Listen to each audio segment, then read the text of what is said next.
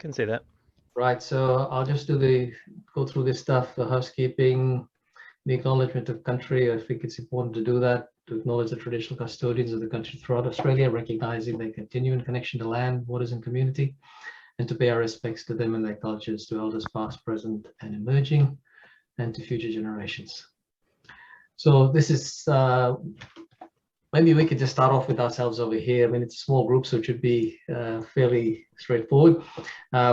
I've got one slide, but I'll tell you about me. But maybe start off with David. You're brave and bold, but you want to give us a quick intro, your background, what brings you here, that type of stuff. Yeah, sure. So my name's Dave. I'm actually based in Perth, so it's just gone 11:30 here in the morning. I've just undertaken a PhD with the University of Western Australia. Right. So I've had 25 years experience in the mining industry, mostly in manufacturing execution systems and integration of manufacturing execution systems. I guess I'm a systems analyst by experience. I guess I'm interested in how to do a better job of using manufacturing execution systems within the mining industry. That by itself is a very complex, it's a complex interplay of systems. I'm particularly using technical debt, I guess, as the canary in the cage. We tend to generate a lot of it.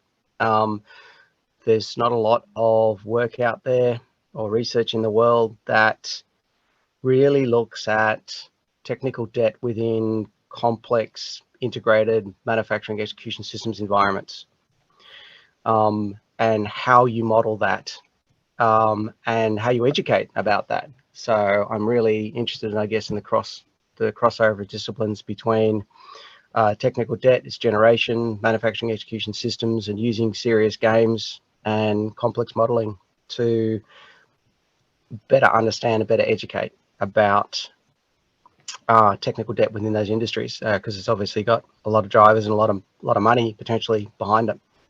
Right, that interesting stuff. We'll see how much we can sort of touch on those things. What did you do your PhD in, David? If I may ask. I've just started. I literally just started. Oh, just started. Okay. Yeah, literally just started. So that's day zero, ground one. So I'm probably the newbie in the class. I joined the club, and I did the same thing. Jumped off the deep end this year. So what's the focus area that you're looking at, or are you scoping your research right now, or? Pretty much scoping it out, but there's I guess a working title kicking around in my head. What I'm focusing on is really sort of understanding technical debt within integrated industrial manufacturing execution systems. I want to look at doing some systems dynamics modeling of drivers, and then potentially using those drivers to model through a serious game how technical debt is managed or could be managed better within those environments. But the first hurdle is, because there's no research in this particular space and it's a little bit niche, and you've kind of got to be in the industry in order to understand it, understanding the complex environment in the first place and how to model that and capture that, and whether serious games have actually got a role to play is the primary question I'm interested. You could turn it around and sort of say, well, could you use a serious game to model an unknown situation given a certain number of parameters? Right. Okay. Sorry, just trying to pop up over here.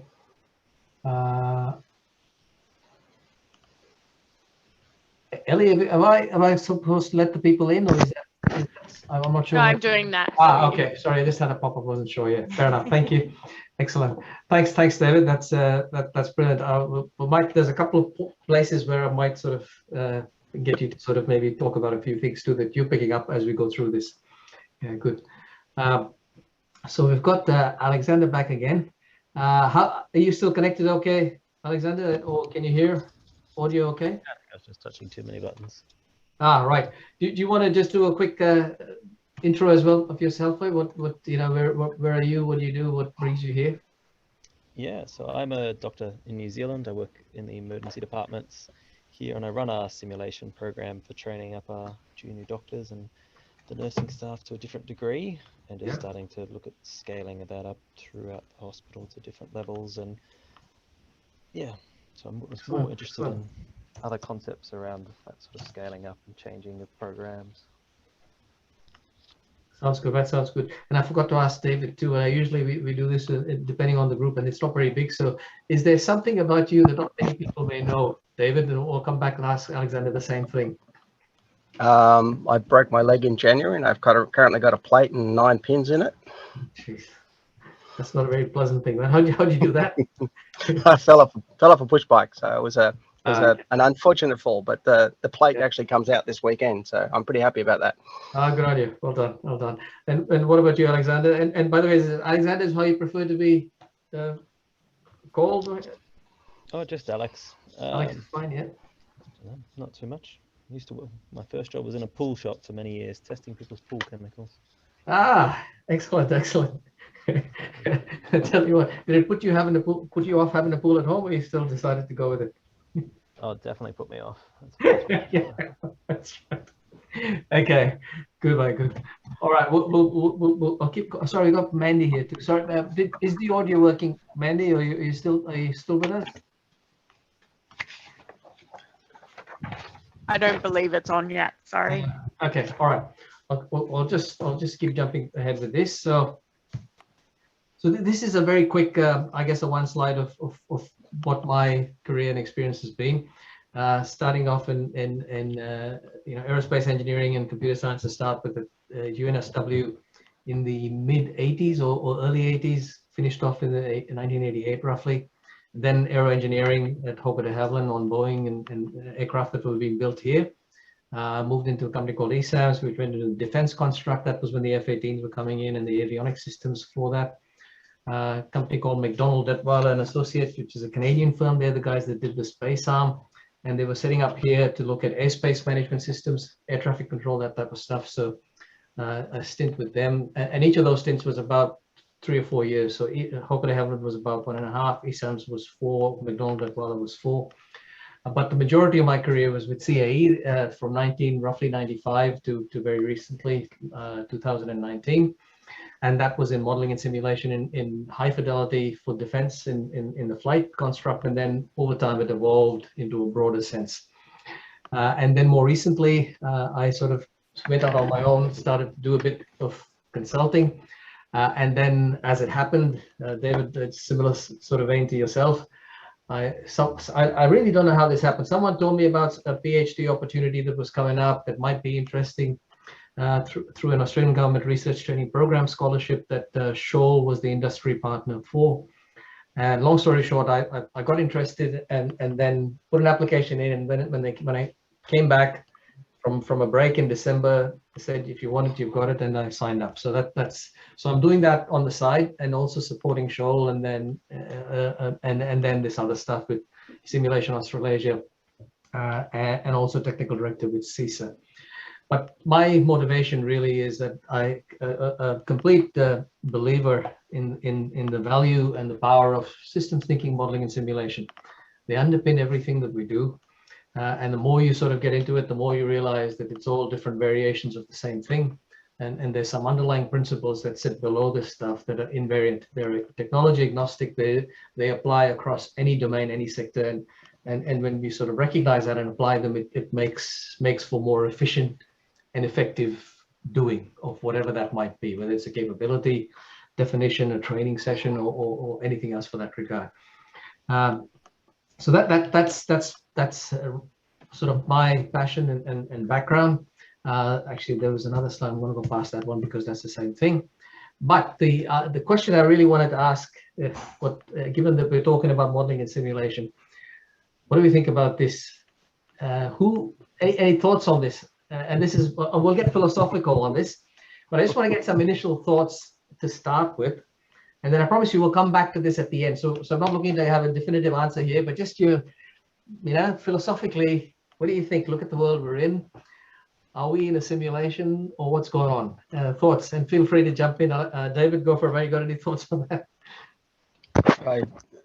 I'm probably old enough and silly enough to realize that I think if you come at it from a perspective that everybody sees the world through their own eyes, then really the world is just a multiple complex of simulations running in parallel.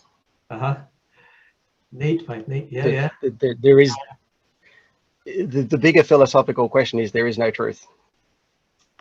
I like your thinking. There's no universal truth, because it's up to the individual to determine what they believe. So good. No, thanks, man. Brilliant. What about you, Alex? Any thoughts on your perception of what this is all about?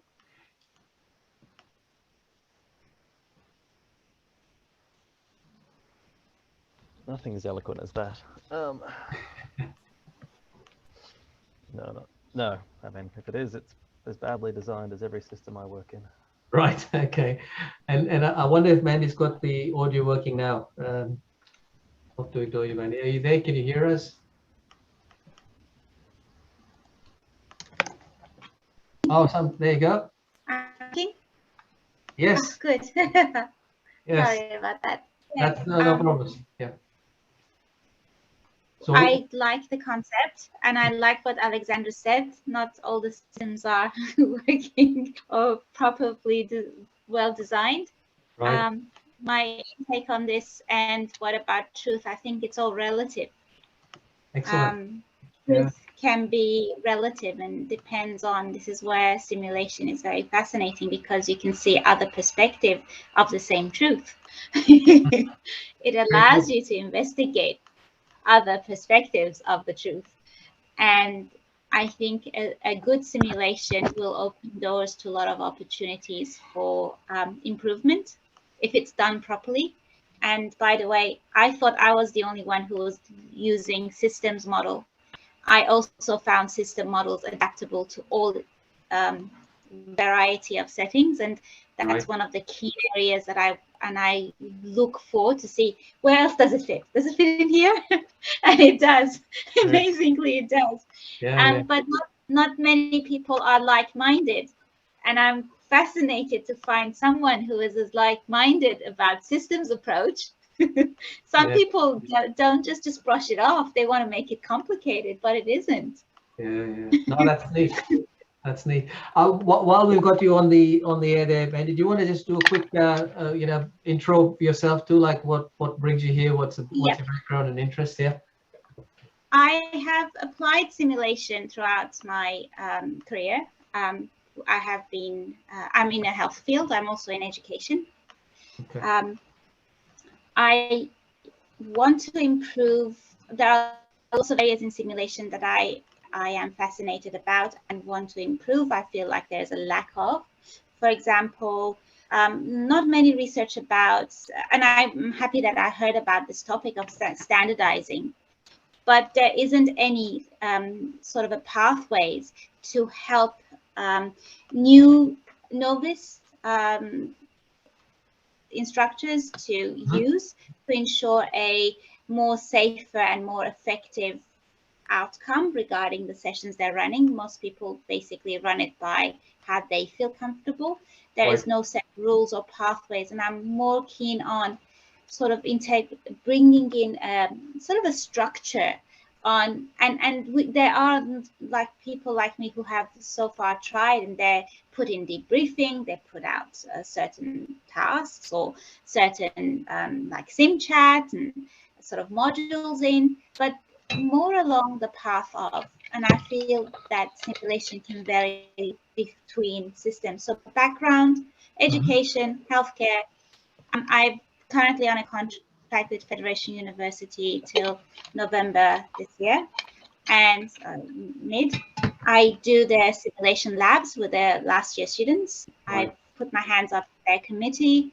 I have done simulations with other organizations, and I also do a pre-sim before my students in their placements. Before they go into the room, I kind of do a simulation of what's going to happen.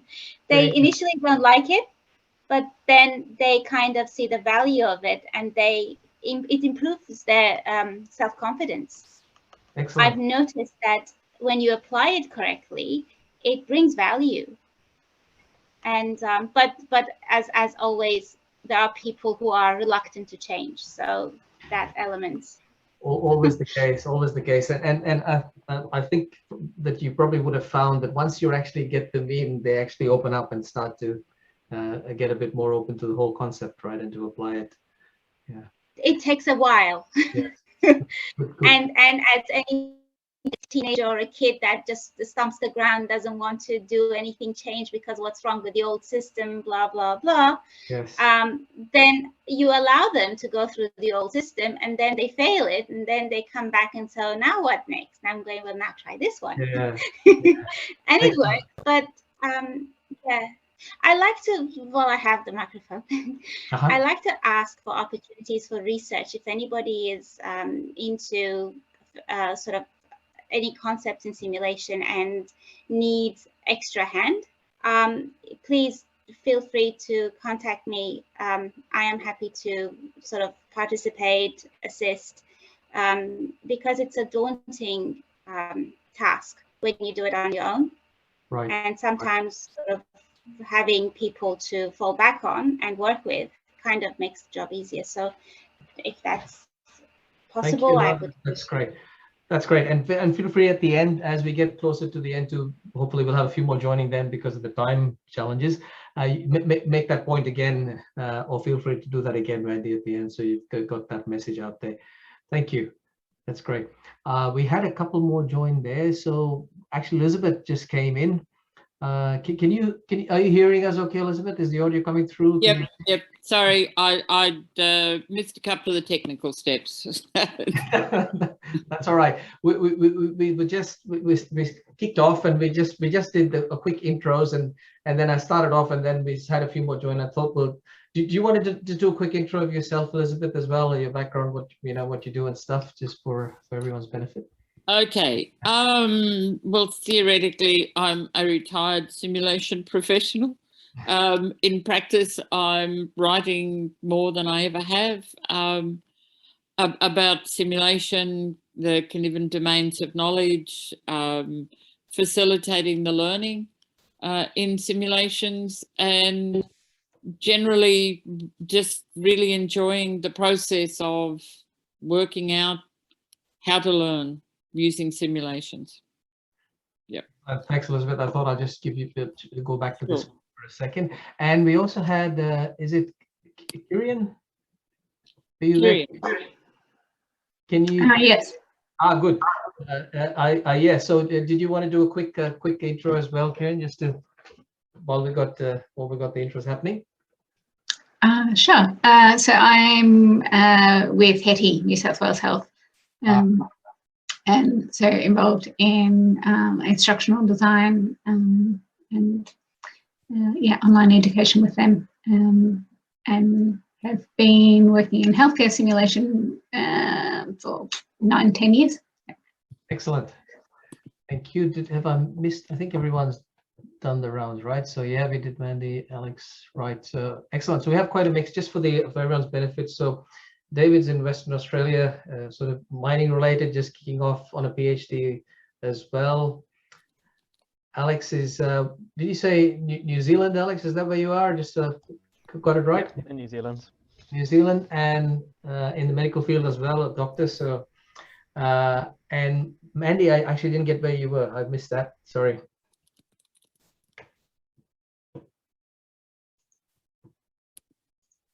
Still there, Mandy? Yeah. Yes, I am. I'm from Melbourne, Victoria. Right. There we go. Right. So I think we've done that right. So I'm going to go back to the presentation now, and we'll just follow that through for a bit, and then come back to this screen where we can sort of talk and share stuff. So here we go. So I'll give that a second to come through, and I think it should have. All okay? Mm-hmm. Right. So I'm going to start off with a bit of a story. By the way, was anyone at the session yesterday where I did a preso as well? I think some of the stuff. I was. Okay, so there'll be a bit of a repeat of some of that stuff. I just try not to fall off to sleep when that happens, but I'll do more. Right. So this is another story that I find really interesting. And some of you might have heard of it, but it's a great story again that gets us thinking. And given, you know, we're going through this COVID thing, you know, this I thought we'll use this story again. So in the 1950s, there was a major outbreak of malaria on the island of Borneo. So that was pretty much coincided with when the World Health Organization was set up. So it just started off. And so this happened, and the people in Borneo sort of, you know, raised the flag and said, we need help. World Health Organization, you know, came into being. Great, you know, we got something to do. So they, you know, came out there to help the people of Borneo. Looked at it and saw, yeah, mosquitoes. And what do we do? So what they did was they responded by spraying DDT. Now, a lot of you probably haven't heard of that, especially if you're my vintage, but this was a really bad chemical that it did the job. It killed the mosquitoes. And so very soon, everyone's life was back to normal. You know, everyone was happy. But then after a time, there was some strange stuff that started to happen. And the first thing that started to happen was that the thatch on the houses of the huts of the people in the villages started to deteriorate and fall in. And that went, you know, gradually, progressively got more and more. And first they thought nothing of it. And then after a while, there was an outbreak of the plague, typhus, and people started getting infected badly. So now, once again, the people of Borneo thought, gee, you know, we've got a bit of a problem. World Health Organization, come and help us. And so the WHO, you know, sent a team back to Borneo, you know, wondered what's going on here. We only just sort of sorted out the mosquitoes, and now they called us back again. And so they went and tried to work out what was going on. And the team did some, you know, studies and looked at what was going on, and they actually found that they were the ones that had caused this second tier of problems because of the first thing that they did with spraying the DDT. And so what they found was that there were some secondary effects.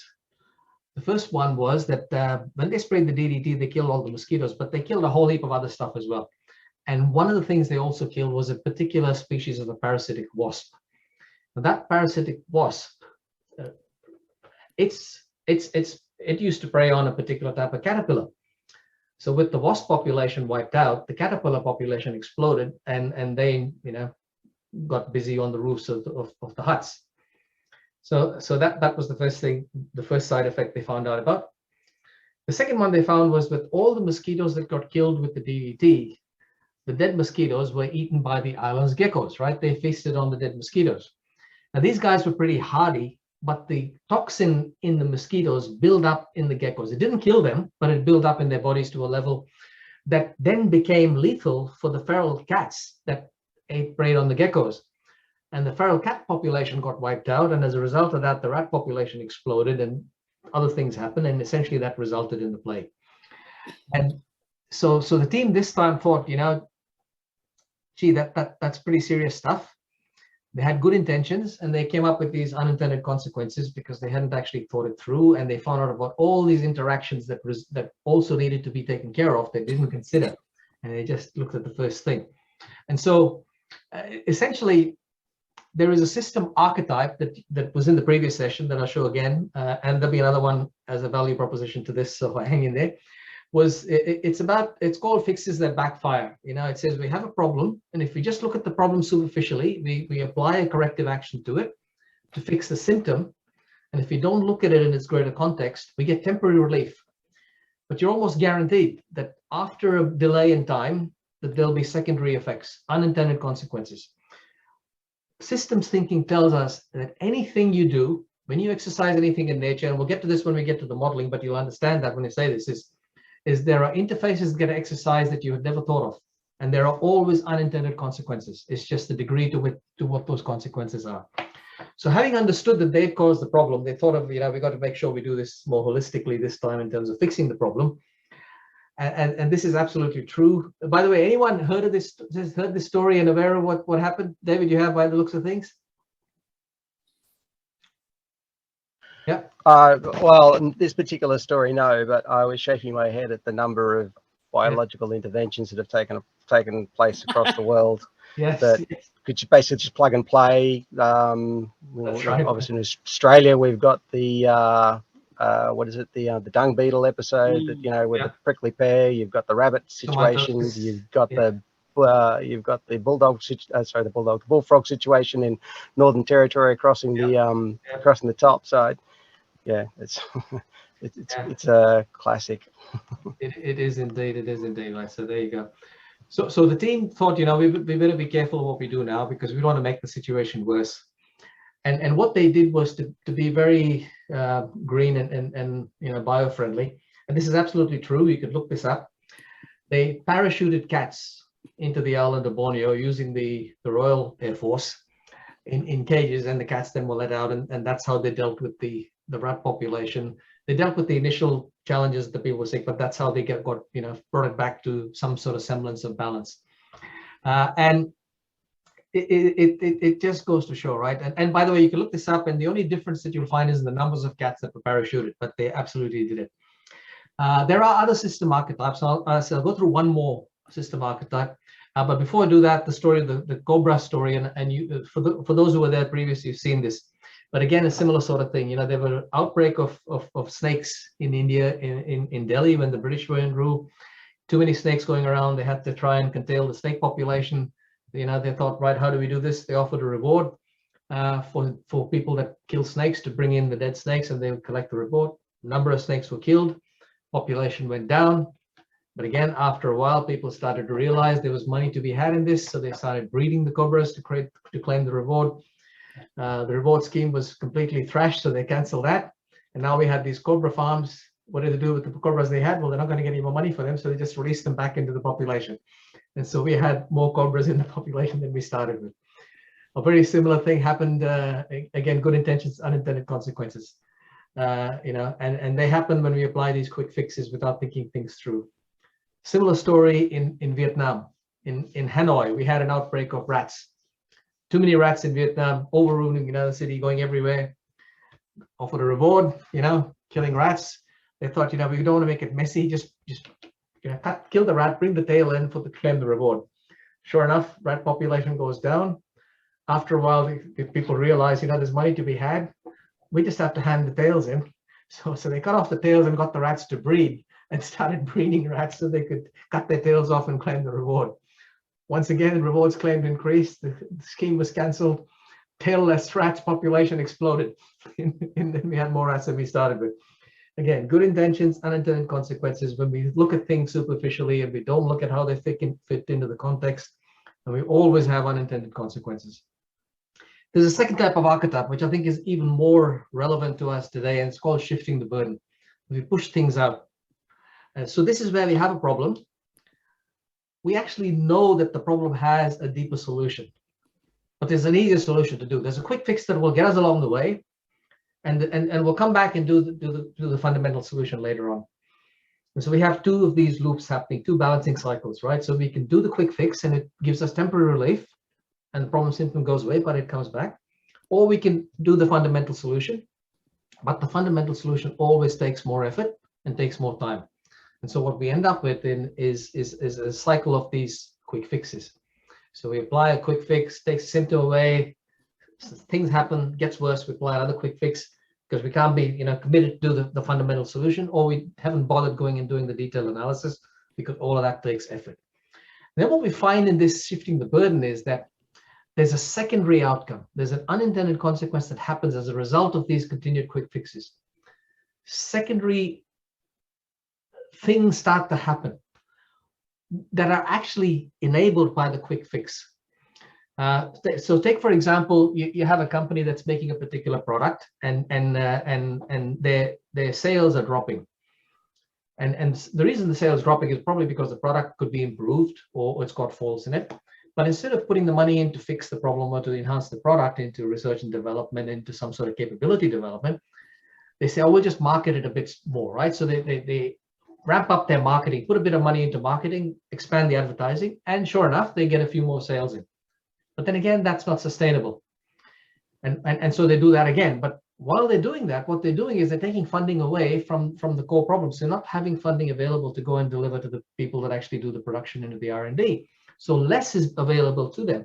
So it actually undermines the fundamental solution that they need to build. And there are some real classic examples of this fundamental solution. So take feeding the hungry, right? So we have people, we have famine, and we give them food. But we don't actually try and understand what the real problem was, the reason why there is a food shortage over there. So we give food in because it's easy to do and it's a quick fix. But then after a while, when we don't actually go back and fix the root cause, we get mafias forming. Second tier stuff starts to happen. But actually makes the original problem worse because now it's controlled and now we've got social issues on top of that. You look at what happened in India with the partition when the British left India. You know, they drew a line. It took them 4 weeks to do that, and they separated out India into two separate countries, India and Pakistan. And the logic that prevailed, you know, we had half the country of Pakistan on one side and the other half on the other side, with India in the middle, and everyone thought it's going to be fine, right? And we continue to pay the price even to this day, right, of those quick fixes. So essentially what we do is we shift the problem down. We shift the burden out because we don't take responsibility of fixing the problem now. The classic example, one more, is that happened in the 1950s in China. There was, some of you might remember, Mao Zedong had come in to power, and his vision was to take China into the industrial age, you know, become the superpower in the mechanistic industrial age that it was. And so he did a lot of reform in society, broke it up into, you know, we're going to have people that work on the farm to feed the industrial side of things, people that work in the cities and the mechanics and so on, and all of that. And there was a long story behind it. But what he found was that the farmers weren't producing enough food, and there were challenges happening in the farming side of things. And they reckoned that was because of the pests. And so what they initiated was a 4-pest campaign. And it was, you know, you have to kill essentially mosquitoes, flies, bed bugs, and mice, right? So these 4 pests were identified, and there were competitions set up to see who could kill the most. And there was a massive cull of all of these 4 species. There were propaganda posts, there were competitions held, and, you know, people were rewarded for this. What they didn't realize was how these things fit into the actual food chain and what was actually happening. An estimated 600 million sparrows were killed at this point in time because they thought that they were eating the food, right? Eating the grain, eating the harvest. What resulted 2 years after this campaign started was the greatest famine that China has ever seen. 50 million lives lost. And in fact, there's some suggestion that they're still recovering in some places from this famine. The government didn't back down. It took them a couple of years. And then in 1960, the 4-pest campaign was changed. And they redirected the killing from sparrows to bed bugs because they realized that the food chain was being completely stuffed with because the sparrows weren't actually eating the grain. They were actually eating some of the pests that were actually eating the grain, and they broke the food chain when they did that. So we have this shifting the burden campaign archetype, and perhaps one of the classic, the biggest or the most sort of sounding example of this is global warming and climate change. If you think of what we're doing, and while there are some doubts about it, but essentially we've been shifting the burden out to future generations, right? We're not tackling this properly. Even we're having this summit even now, and there's a reluctance to move forward in this regard. If you look at the world, you know, that we live in today, you look at how we've been dealing with COVID, and really ask ourselves the question, you know, are we dealing with this challenge holistically, or are we actually putting in superficial quick fixes along the way that are going to come back and bite us later on down the track? Are we seeing this pattern that these archetypes tell us is a guarantee that there will be unintended consequences, and they will always happen further down the track? They're not going to happen now. They will happen in future times and in future, you know, in future generations or in a few years to come. And I wonder about that. So that's what systems thinking is all about, right? It's about providing a conceptual framework that helps us see these patterns, to understand these challenges, and to be able to deal with them more holistically. Peter Senge talks about a framework. I sort of complement that. I just sort of bring in the concepts of modeling and simulation as being fundamental to systems thinking, is because inherently it's all about models and how we simulate those models, whether we do them biologically or with technology in a sense. But what we're looking to always is, when we're trying to understand something, is always answer these 3 questions. And sometimes we get by with not actually doing that. We get by with just perhaps understanding or being told the what, but not understanding the how and the why. And we've got to push ourselves to do that, because that's what really gives us an understanding of what's going on. The iceberg model is I think, perhaps the most powerful metaphor to help us bring us back always when we see a problem, to understand that holistically understand the what, it says, you know, that's what's happening at the surface. If you're trying to understand something and all you're getting is the what, not the why and the how, you're just looking at it superficially. Ask about the how and ask about the why. But to do that, you have to go below it, and you start to see patterns of behaviors. And when you understand the patterns, you can then anticipate those patterns and correct. But you're still only correcting partially, but it's better than just reacting. To go even deeper, understand the architectures that are driving the patterns of behavior. And we do that, we can look at design of systems and look at how we can change it that way. But really, to fundamentally change systems, it's about understanding the why. And that's really about the models that are driving these changes, the mental models at the bottom of it that are in the humans that are driving it, or whatever the models are that drive these things. And fundamentally, to make change, it's all about models, because that's what sits below the surface of the what and the events. It's system models and mental models. We understand how the system is modeled and how it fits together, and the mental models that how we think that drives that thinking, that creates those architectures and creates the reality that we're talking about. And so in that context, what we're going to cover off today is in these three parts. So what I've just done is a bit about the motivation of the why part of it.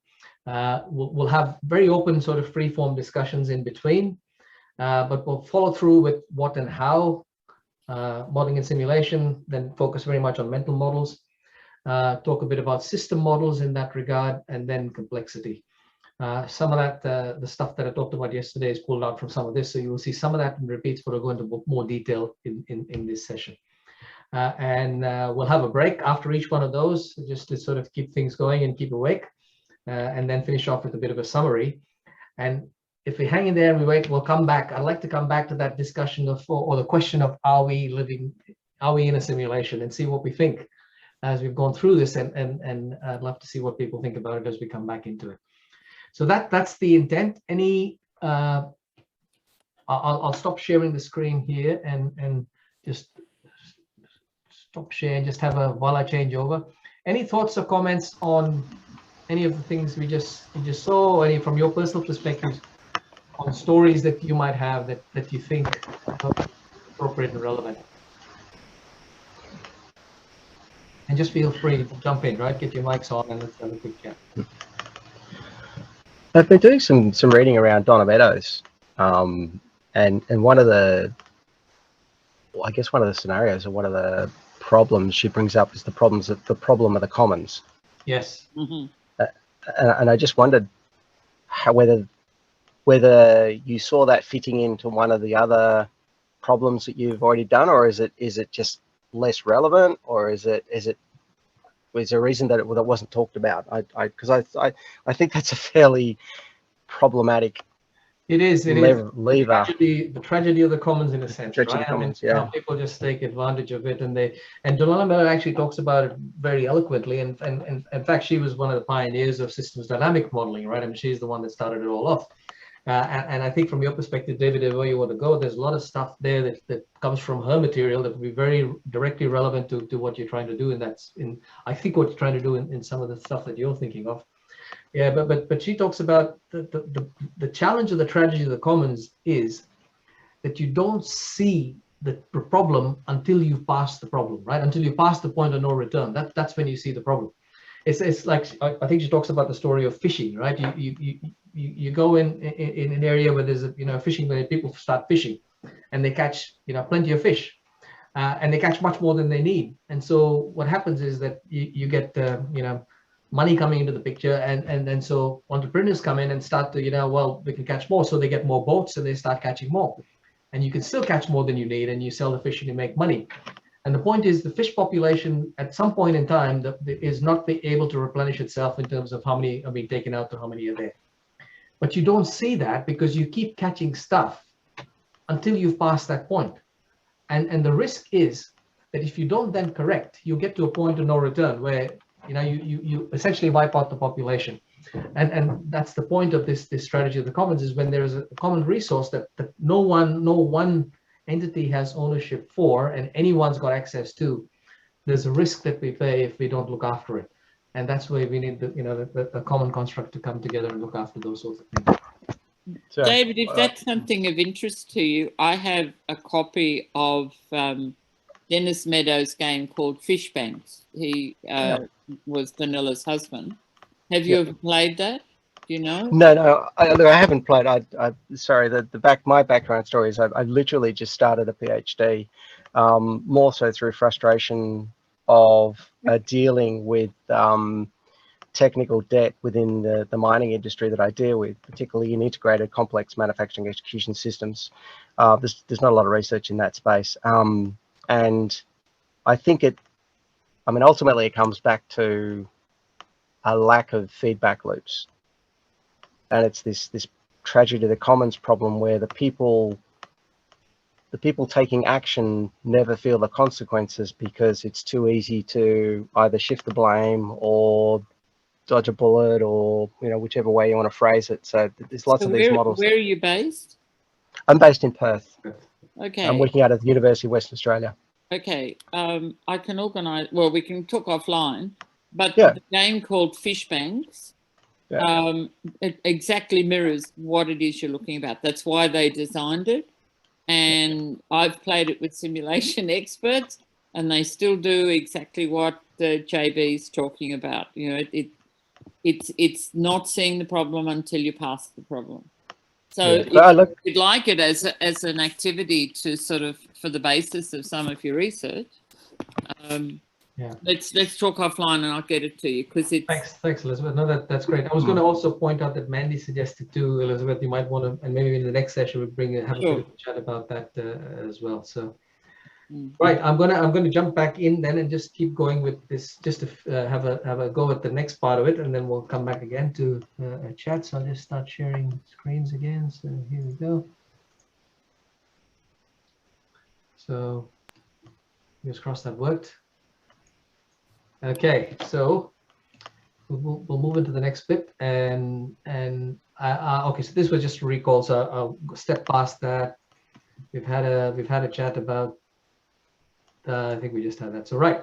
So how do we understand the system? So this is a personal view. When people talk systems thinking, I've seen a lot of stuff on. Well, you got to think holistically. You got to think of the big picture. You got to think about interactions and. But I didn't see a framework. So what I'm trying to do here is come up with a very simple framework that we can apply to any system to understand the system, that highlights some of the principles of systems thinking that come out of it, and to recognize when that framework is not applied, how people are not thinking holistically or systemically in that regard. So to do that, I thought the simplest or the most common system that we could use as agnostic of any technology is the human system, right? So when we think about a human, in any sense you want to think about it, how do we understand humans? And so if you put the humans at the center of the picture now, and we're trying to understand them, and if you gave it to an engineer or give it to anyone, really say, what would you do to understand something about a human? Well, obviously, the first thing would be to think about them or think about it or whatever it might be. But typically the word that would come to mind would be analysis, right? You'd analyze the system or the problem, whatever it might be. And that word has got so embodied into our lexicon that sometimes if I asked you what the difference was between analyzing something and thinking about it, it'll be probably difficult to be able to differentiate the two. But if you've got thoughts on that, bring them back when we get to the discussion at the next one, because I really be keen to see if that statement holds or not. But analysis has a connotation to it. So if we say you're going to analyze a system, what does immediately come to mind to understand the system? Typically, you'd break it down to its parts, right? You break it down into its subsystems. So the human system, you have a skeletal system, muscular system, circulatory system, nervous system, your respiratory and digestive systems, for example, and the whole heap of other subsystems there. So that's what you would typically do. And if there was a particular area of interest, you'd home in on that particular subsystem, and you probably do the same thing, right? You again break it down to its parts and understand it. But what a human system shows you very quickly is that to understand the physiology and the symptoms of the system, we realize very quickly that they're interdependent. How your heart behaves is dependent on your muscular system, your activity. What are you doing at the time? It depends on your respiratory system, right? How much oxygen is coming in. It depends on your circulatory system. How is the blood transporting the oxygen through your body, and how this whole thing comes together in a dynamic sort of a dance of equilibrium to make everything work holistically, collectively together. And that is one of the fundamental elements of systems thinking, in a sense, is that a system is made up of interdependent parts, right? No part is independent. And that comes to a first definition that I think is probably one of the most powerful definitions from Russell Lakoff of what a system is. A system is a set of interdependent parts, each of which can affect its behaviors or its properties. And the focus here is on the interdependence. It's not about a part individually. You don't optimize a system by optimizing a part.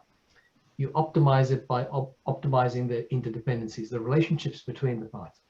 And it doesn't matter what that system is. That's the fundamental point of this, right? Is that that's a definition of a system. Now that is what the method of analysis equates to. Analysis is a three-step process. And it is to understand a system. Step one, you break it into its parts. Step two, you understand what the parts do. Step three, you aggregate that understanding of what the parts do back into the whole to understand what the system does. This is the method that's been used from day one, the scientific method. This is what we're taught in universities and schools. This is how our organizations are structured, how our universities are structured, educational systems are structured. It's all about breaking things into parts, focus on the part, and then somehow we put it all together and we end up into some sort of a whole. And what we tend to miss in this is the focus on interdependence. And that's what this definition is trying to do.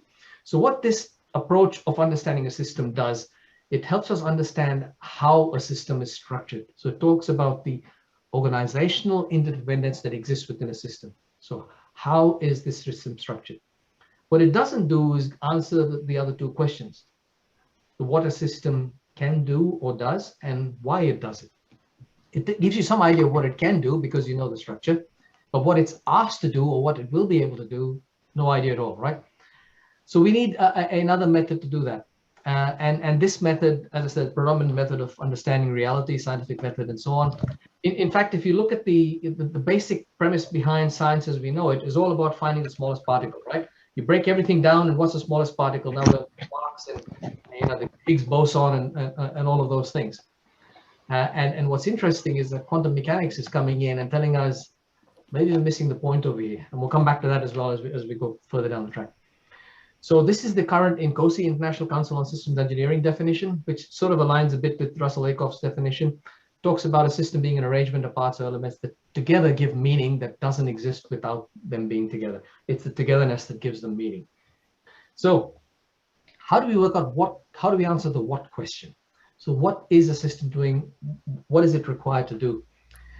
To do that, we have to employ a second method, and we have to place a system into its environment, its operational context. How does it fit into what it's going to be a part of? In the human system, it's about the social system, the family, the work, and so on that it fits in. Society, basically, how does it fit into that? And that's the environment defines the requirements on a system and says what a system needs to do.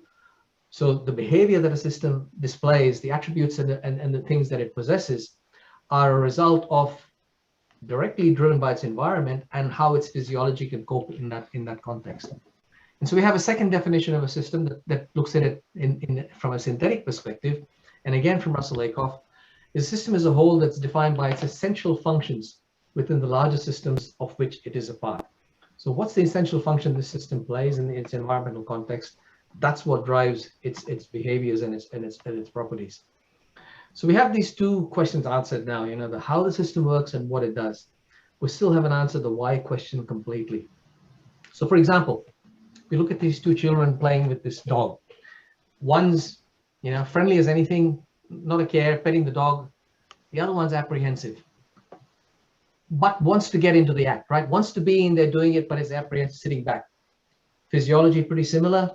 Their structure, their environment's probably similar, brother and sister probably in the same family. Why do they behave differently? And that aspect requires a third perspective to understand a system. And that perspective is the time perspective, right? The temporal one. And it's about the genesis of the system.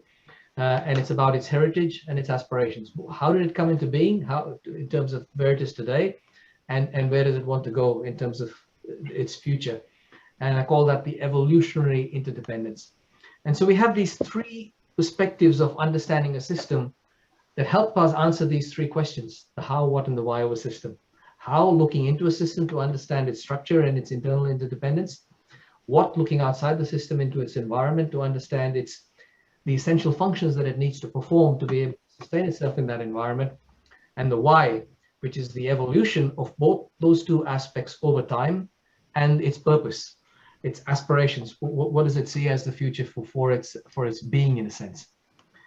This method, I just call it GAS for simplicity, Genesis, Analysis, Synthesis, is a framework that you can use to understand any system, to answer these three questions, and to get to break down the complexity of the system to actually understand it. So I want to quickly break and talk about this, and I'm going to stop sharing again, and maybe come in. Oh, hang on, we've got something happened here. Sorry about that. I'm just going to stop sharing. What happened there? Okay. Any thoughts on that fairly simplistic framework? Any points that you've got that you might want to raise in terms of what you see as the suitability of that framework, or not? Actually, I'll put the screen back up so we can share this, and then maybe share some thoughts on it. Sorry, just try and put this back because I actually had a summary slide that I forgot I had.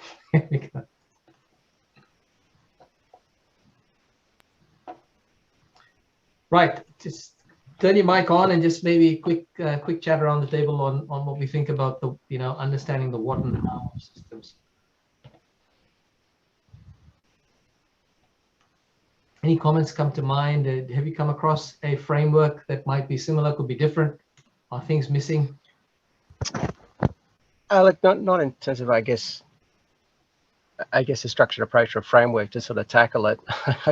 I was a little bit stuck on the first bit about it might have been under the why when you said, we understand organization as a subset of its parts. And the thing that was going through my head at the time, which I always find so fascinating, is at a high level, everybody knows an organization is a system, yet whenever we want to change something, we never change it as a system. We always tackle one part of it, and particularly when you look at redundancies and all that sort of thing. So I'm continually fascinated by, everybody knows what a system is, but when it comes to actually looking at the world as a system, there seems to be some massive mental block there where people just don't do it. So maybe this is part of the magic to unlock that. Yeah, and I think what I found is that it's actually that we've had the blinkers put on us through our upbringing in educational systems, which have a reductionist way to understanding systems. They use analysis, right? They break things down into parts to understand them. And there's a complete silence on the recognition that a system exists in an environment. And it's the environment that changes the behaviors of a system or causes it to behave in a certain way. Not because the system, is doing that. It's in the environment and how the system fits into that environment. Yeah. Mandy, you were going to say something there. Excellent. Yep, excellent points. And regarding education, I find just part of Japanese education where they work as a whole has done wonders. Like even when they want to repair something, they work as a whole and things are done fascinated in a speed time, in a very efficient manner, and they apply the systems approach very well. In regards to why we don't apply systems when we want to work, I think what I found from years of experience is benefits. Everybody thinks, what is it? What's my benefit into it? Yeah. And they yeah, make for me. an informed decision on not to consider other systems. And unfortunately, because of the narrow-sighted, that eventually, within years, maybe decades, it comes back to them or their generation, as in, you didn't think about that, did you? Yes, good point. I must agree with you, Andy. I think you've said it well. Alex, are there any thoughts or comments so far from your perspective, what you're seeing and what you're doing? No, I mean, as I sort of said at the beginning, sorry, just plug that out. Yeah, I mean, where the hospital I'm in every hospital, there's a lot of bureaucracy and everyone seems to work semi-independently to fix what are much larger issues. And anytime that, like, even every time things are put into, we'll get a committee from different areas to pull things together, that eventually becomes its own independent system that's separate to the rest of Right. what's going on, and doesn't really contribute to the little things. So even when you try and bring things from different systems, from the whole system together, it often ends up becoming its own side issue within. Yeah, and we see that happening. Actually, that in so many places, right? It just continues to happen across the board. When they bring IT systems in, as a classic example, we're going to change this over here and forget how it all fits together in the bigger scheme of things, and then things start to fall apart outside it, right? So yeah. Right. So I'm just thinking we've been going just about an hour, at least for the ones that start. Do you want to have a 5-minute break, get a coffee or something, or keep going? You want to have a quick 5 minutes, maybe just a quick short break? I'm okay. Yeah, I'm okay, but I do another question. Yeah, sure, go for it. Yeah. We'll give it 2 minutes then. Yeah, we'll start back. Yeah. So if your model is a way to break down a system to understand its components, is the reverse approach a way to then build a simulation through a serious game? Ooh. So let me absorb that a bit. So say that again. So the reverse approach. So you've presented a model to break down a system to understand its components and really holistically understand what the system is. Yes. Is the linkage there to then take that understanding and then recombine it in a way that through a serious game that allows either education or transference of that system to another context or to other players? So I'm just kind of wondering if it's deconstructionist to get to there, is it then constructionist to develop a serious game, which is really a complex, holistic approach? I have a view, but Elizabeth got her hand up first, so I'll let Elizabeth I'll come back and tell you my point. I don't know whether you went to Saeed Shalbathan's session yesterday, but if you'll find it in the system. Look in the proceedings for his paper. That's exactly what he did. He's an engineering project manager. He came to Australia and in 2008 was working for a very successful big project management company. A global financial crisis hit and he watched the company crumble apart and couldn't figure out why, and really wanted to research that. So like you, he started a doctorate. And the outcome of that doctorate is a simulation, which is a very good representation of the factors that he was observing in the company. So the short answer is, can you take JB's model and concepts involved in it and retrofit it to find how to design a simulation or to find what you need to know to design a simulation? The answer is yes, you can. I can put Saeed's email in the chat box for you because I think he's, I supervised his work. I was absolutely, and he came to me with this idea and it took us a while to figure out how to do it. It's not a simple process, but if you get in touch with him, tell him I said to ask, because yes, sure. The answer is yes, you can. If that was something you wanted to do, the answer is yes, you can. And Saeed would be an excellent person to give you some ideas on what he went through, both in terms of the, finding the right game, which is why I'm suggesting somehow or other I get fish banks to you, because it didn't work, wasn't relevant for him, but given what I understand, your framework, yes, would be very relevant for you. Yeah, no, look, Elizabeth, I'd love to have a chat. And take all suggestions on board because it sounds similar to what I would try to do. It's a complex adaptive system. Yep. Well, I've also got a complex adaptive system simulation that I run. Okay. It's different to Saeed's. I call it Ulubeg. So I'm at,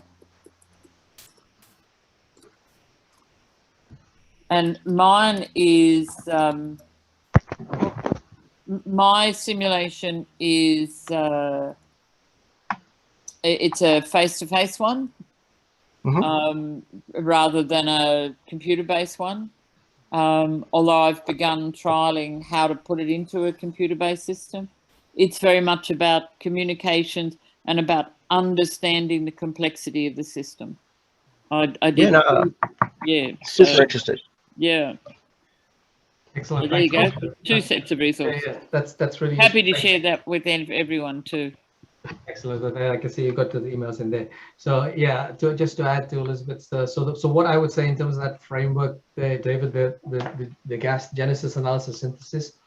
The point is, you're saying if you already have a serious game, then you understand its structure, so you know its components, you know what it does.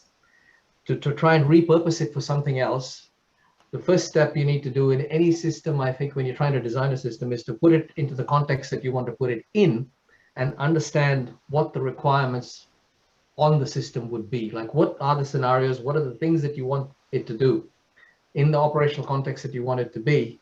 So in other words, you're answering the what question. You answer the what question by putting systems into their environment. You answer the how question by looking into a system by analysis. You answer the why question by looking forward and backward in time, by looking at genesis, right? So it depends what question is that you're trying to answer.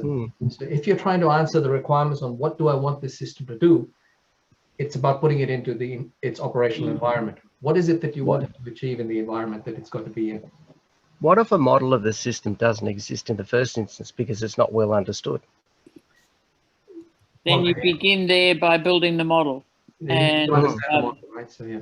And if you could get to Heidi Lukosh's session yesterday, she's over at Christchurch. Yeah. The Dutch, I've got heaps of resources on that. There are some very good models for how to go about doing that. And that's what Danella and Dennis Meadows worked on, Dick Duke. So you build your model first. Yeah. And actually, when you said that, we will actually come back and we'll talk about Cynefin at the end again, because I think that's another framework that you can apply in the construct when you have something but you don't know what it is, right? And you've got to try and work it out in a sense. Absolutely. Yeah. Right. So I might have given it. Anyone else got any comments to make or anything before we move on? Kieran, any excellent points. I am so blessed to be in this workshop, and I like it. Thank you very much for sharing all this. Thank you, and thanks Elizabeth and David for jumping in there too. Sure. Okay. All right. I shall. Yep. Sorry, go Elizabeth. And I was just going to say, Cameron, sound off and back in 5 minutes. You want to take a quick break? Oh, well, I was just asking if you're going to. Yeah. No, I was going to continue, but okay, that's fine. Go does anyone want, or we keep going for a bit more? What do you think? No, I'm happy to continue. Okay. All right, let's keep going. I think we're all right. So yeah, the quicker we finish, we'll get out of here quicker too, right? So 1 second. All right, so let me just jump in here. So we are. Where are we? So, all right, so let me share screens again.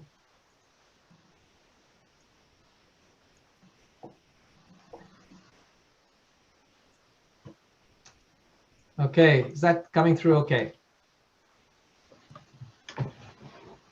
Yep. Right. So. Right here. So we're going to get into modeling and simulation. But to get into this section, and by the way, David, I think you might find this first bit relevant to what you're trying to do. So there was in Britain during the world wars, they were in serious strife, right? When we had Britain sort of falling and the Germans were advancing, and the situation was getting pretty dire. And so they called upon their defense research department or whatever that group was called. I can't remember the name. It'll come out in a minute when we talk about this. To come up with a new weapon, right? They said, we want you to build us a weapon that will essentially, blow up everything that comes across the channel so that nothing can get to there. A laser gun of sorts, right? That will destroy the aircraft and ships and anything else. And that challenge resulted in the genesis of what is contemporary systems thinking, modeling, and simulation. So I'm just going to, hopefully this sound comes through, right? So the challenge was create a depth ray, right? So actually, just tell me if the sound's coming through first. This was introduced in order to improve on military operations.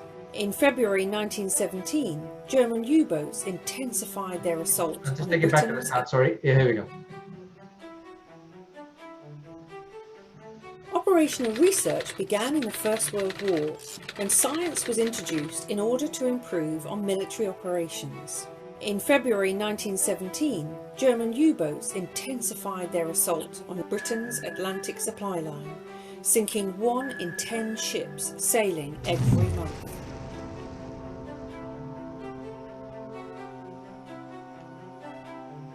British scientists analysed all available data and created the best possible model to help the convoy survive. They were optimised for size, speed and timings for sailings. Just 6 months later, losses were down to a remarkable 1 in 200, not only saving lives, but critically contributing to the survival of Great Britain. By 1934, analysts had identified a new problem. Simulations showed that in the event of war, German bombers could easily deliver a knockout blow.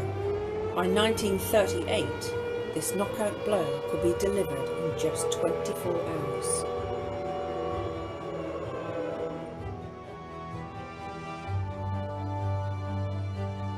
The British government asked a group of scientists to explore the feasibility of using radio waves to create a death ray which could shoot down or cook approaching bombers.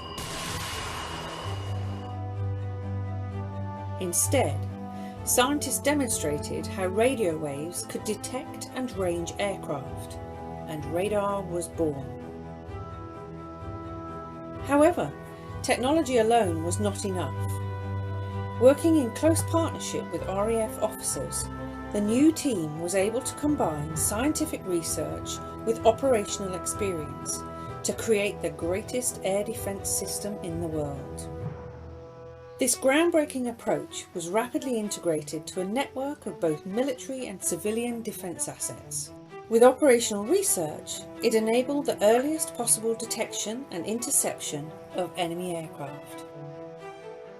By the Battle of Britain, radar had increased Fighter Command's defensive capability by a factor of 10, and operational research doubled this to a factor of 20.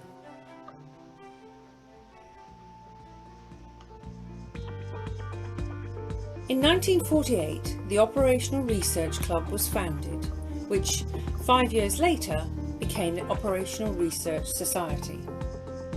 After the war, the scientists and officers involved in this pioneering approach found jobs in government, manufacturing, banking, health services, business, transport, defence, sport, and well beyond, taking the knowledge and insight of operational research with them, where it has been solving problems and supporting decisions with science ever since.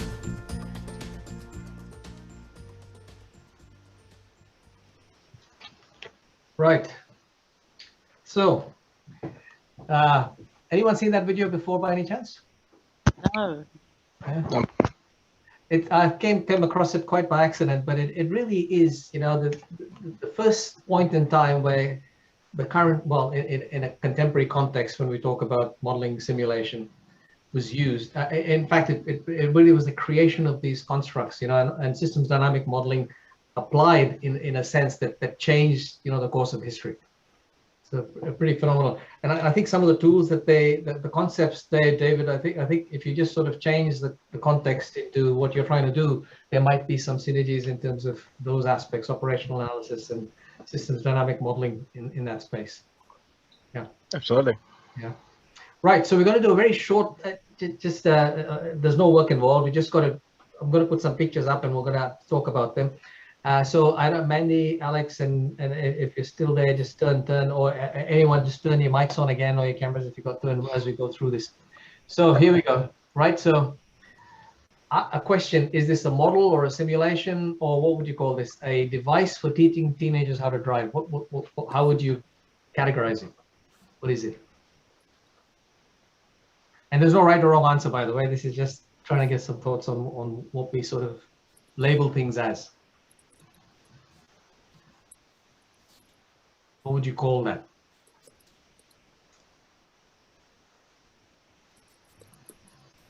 Any takers? You want us in the chat, JB, or? Oh, sorry, I didn't say. I'll just say it out loud or in the chat. Is fine. Sorry, is it a question if it's a model or a simulation? Yes. Is that the question? Well, I think this is both, because it's a model. It's modeling. It's got pedals with a car, so it's modeling a car. Yep. But it's simulating the driving, so it's kind of both. Is that a trick question here? No, it's good. It's good. The idea is just to, so we've all got ideas in our minds of what we call these things, right? So, and one of the objectives is to try and bring us back to a common reference. And so, as we will see those perceptions as they come across, right? So that's fine. There's as I said, there's no right or wrong answer with this stuff. What about this? I'm going to dodge the question and call it a serious game. Fair enough. What about this next one? What about this next one? It's a simulation. Looks like a simulation. I don't know. The picture isn't holistic. I need to see the side. It's just I need more information. So it's right. So I mean, just based on what there is. So this is a racing car game that's got a car that can fly. I'd say it's a simulation, Yeah, because I don't know if it's a there's no picture. model. Mm-hmm. There's no model to base it on. Yeah. Good point. Yeah, exactly. So what's the question? What becomes questionable? You don't have a full picture of what, if this is a game or if it's just a picture, it's a poster. I don't know what it is. I have no idea what I'm looking at. I see a picture. That's all I see. There's no process involved with it to consider a simulation for me. Well, I think Mandy's point is there's no boundaries. Yeah, okay. Say this was a computer game that had a car in it and the car could fly. What would you call it? A less serious game. Okay. Less serious. I love it. Yes. And what would, I'm not trying to pay, what makes you say that it's less serious, David? What is it that makes you say that? So there's more of an entertainment aspect, less than a learning aspect. And I think the delineation is really what's the objective of the exercise. And, clearly, in my view, the entertainment is the objective of the flying car. Right. Whereas on the left, what I'm looking at is to be the left. Yes. The objective seems to be more education and experiential. Right. And so okay, can I confirm with this? This is a model, possibly, because we've got a car model that actually does fly. It's a Mercedes model, and I can see the full picture, but it could be a picture of the model of how it can operate. So as I said, the information given on this picture is not enough to make a valid, for me, it's not enough for me to make a valid point. And you need to have background knowledge, because I know I like these things and I researched them. Because I know there is a car model actually flying in the air that has the same prototype, then I kind of like can answer this question. Fair enough. No, that's a fair comment. What about this? Microsoft Flight Simulator. What is that? It says it's a simulator, but then again, you need to try it to see if that's simulator or not. And when you say you need to try it, what would you be looking for? I think for any simulation, there needs to be some instructions. Okay. I think it comes back to intent. I think you got to work out what is the end game here. If the person playing the flight simulator is really there for purely the joy of being able to fly because they can't get a pilot's license, then there's an entertainment factor. Right. Whereas if they're God forbid if I go down this path, but if they're a terrorist learning how to fly a plane so they can pick on a building, then there's a different aspect to it, right? Right. Yes. That's where ethics comes in, doesn't it? Very good. Yeah. I think great answers, by the way. Great answers. What about this?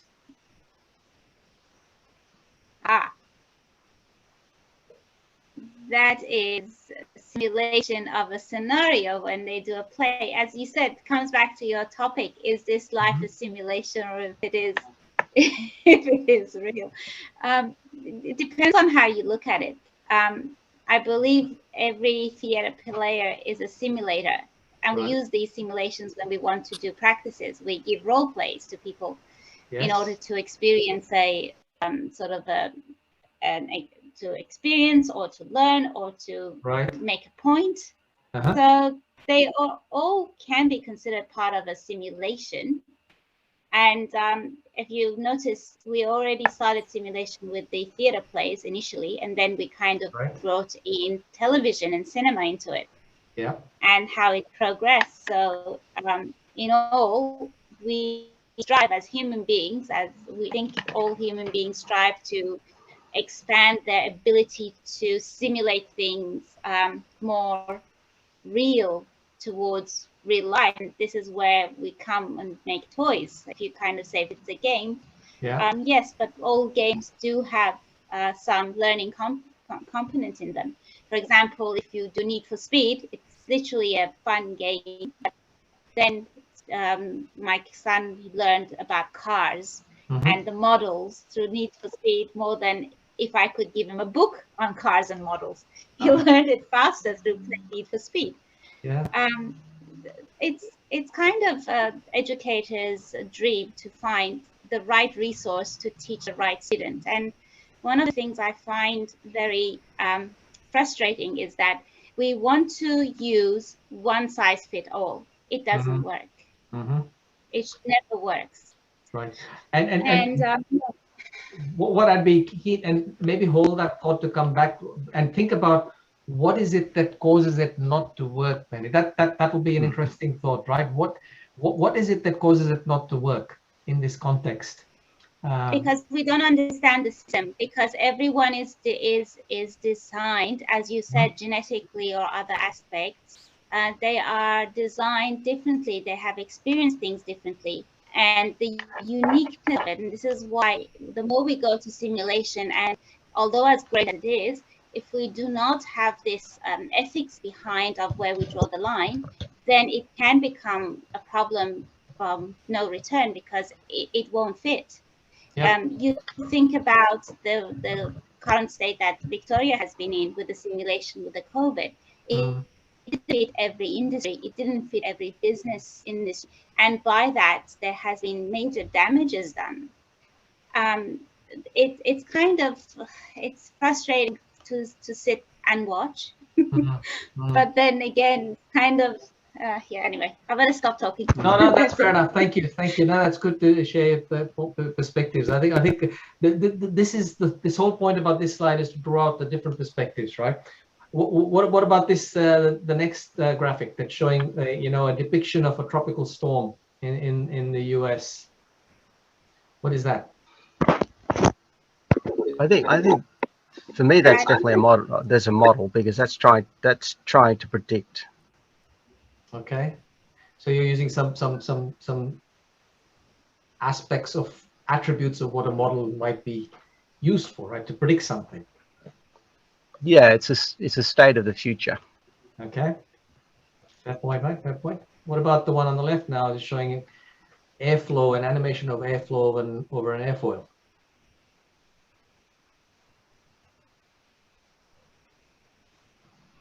That can be considered both a model and a simulation, because you can predict with it as a model to use for sort of next plan. Also, you use a simulation to show how something operates, depending if it's learning or, so it can be both, in my view. Right. But then the information given there is not enough for me to make that holistic, because all I see is the flow of air on a design of a wing, if I'm correct. That's a wing design. So it can also be applied to other areas like height, or I don't know. It doesn't necessarily fit in one box. Yeah. So what I'm sort of putting up over here is we all have definitions of what models and simulations are, right?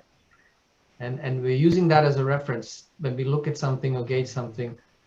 There's always a reference that we're comparing everything we say to, and it comes back to different things. So, for example, sorry, go on.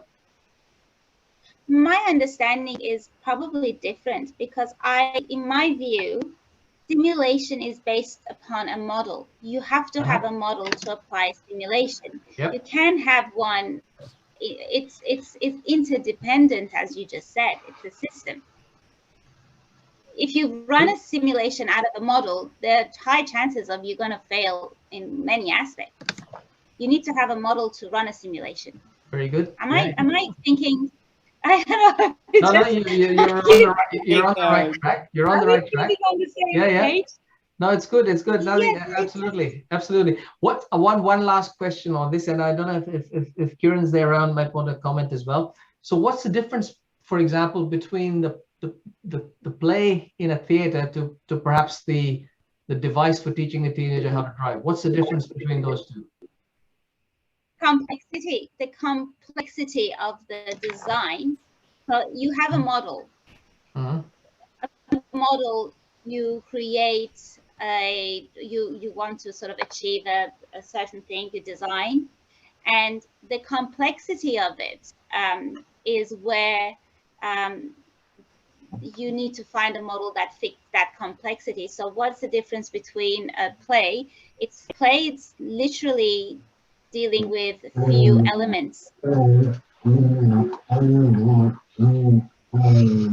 We lost audio. It's not my background. My dog is kind of. That's all right. That's all right. No.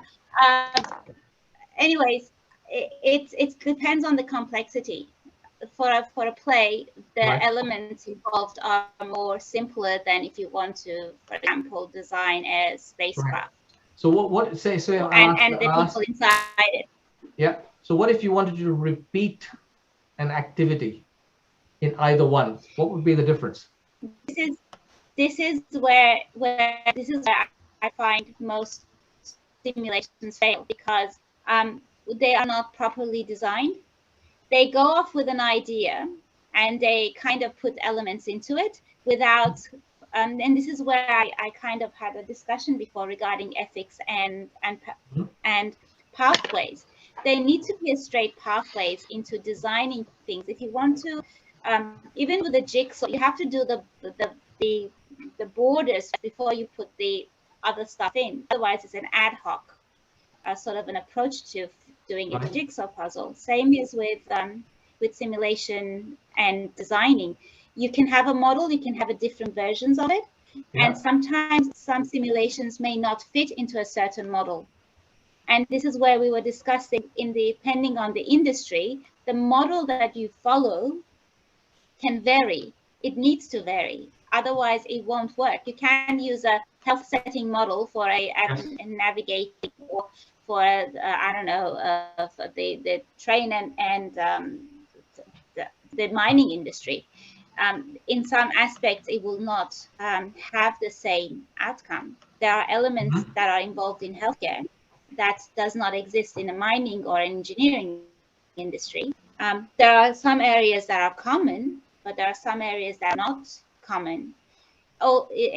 Example for even with the health in the defense industry, there are some aspects that are not relevant within the public health, but it's relevant in the defense health. So I'm not a part of defense member, but thinking about it, this is why we fail, because we fail to put the right model, apply the right model to design the correct simulation. Right. And we don't anticipate factors, the environment, the people that are involved, and this is why it becomes complex. Indeed. Yeah. And I shall come back to this, because I think what this is highlighting, I hope, is that there are subtleties between different types of models and different types of simulations. And it almost comes back to, I think, the point David made, right? What's the purpose, right? That's the point it almost always comes back to, that needs to drive it all. But we're jumping ahead here. And I'm yet to find researchers that actually identify this, because everybody wants to do the research. But I have only found one research that was just perfectly designed. It was from the US. It was back in the time I attended ASH in 2019, I believe, in Gold Coast. There was this lady who presented a program simulation where she designed learning and included sort of physiological characteristics in it. And the model that she used, and I don't have access to it, and I'm still searching, but I don't know if anybody has access, please shoot me that. She was the only one from all that I found had knowledge about using the correct model for the right system. Right. So there is, or however you would say it. There's a word that is used to typically associate the rightness of a model or a simulation, right? And that word is typically fidelity. Have you heard that word used a lot? You know, the fidelity of the simulation or the fidelity of the model. Has that been a term you've come across? Well, just to pick up on what you were saying there, Jawahar, and something that Mandy said earlier, for me, I think if you're looking at the delineation between the two, and I was also just reading what Kieran was posting on the chat, there's more of an immersive aspect between the two, whereas you're not necessarily a part of the play, you're a consumer, and therefore there's more work on you to make an association between, you know, whatever your realm of reference is or your realm of belief in order to find some level of identification with the play in order for it to make meaning, right? Whereas if you're immersed in the game, then you're kind of forced to have meaning because you're interacting directly. Exactly. I think what Kieran was saying was really interesting, that the model sets the context and the parameters, whereas the simulation explores the behavior. And I think you can probably see that quite explicitly between the two, whereas the simulator is almost at the top is really exploring behavior to some extent, if I've got that right. No, it's a good insight, and that is pointing out the point there. And one perspective you might consider over there is, again, coming back to the purpose, right? What's the purpose? If the purpose is about objective, you know, muscle memory of how to drive and to change gears, then that's what you get on the one above, right? Whereas if the objective is more an immersive behavioral emotional experience, then that's probably more suited to the role playing or the play underneath. And there are certain attributes that the one underneath possesses that the one on top doesn't, whereas and the other way around. So, for example, objective repeatability will be very hard to do in a role-playing scenario where you want everyone to repeat exactly the same thing, you know, 10 times over in 10 different sessions, because it all depends on what they bring into it. You know, people get tired, people have different you know, contexts that they come from, and no matter how good they are at playing the role, they're not going to play it exactly the same every time. And so it comes back to considering all of those aspects to what's the suitable purpose of it. But I think we've got the thinking happening. So I'm going to move on to the next one, where we're going to now do some definitions. And some of this you've probably seen before, but I want to focus really on definitions now, just some contextual definitions of these things so that we've got a common reference. So we're going to talk about these three things, right? What is a model? What is a simulation? And what is a simulator? Okay, I'll just, hi, no problems, Elizabeth. Was that you? You're gonna, yeah, no problems. So we're gonna just jump into this, and I'll start off with some basic definitions to start with. So, and hopefully, based on what everyone was just saying, this should be blatantly obvious, right? So we're talking about a model is a representation. So it's an abstraction.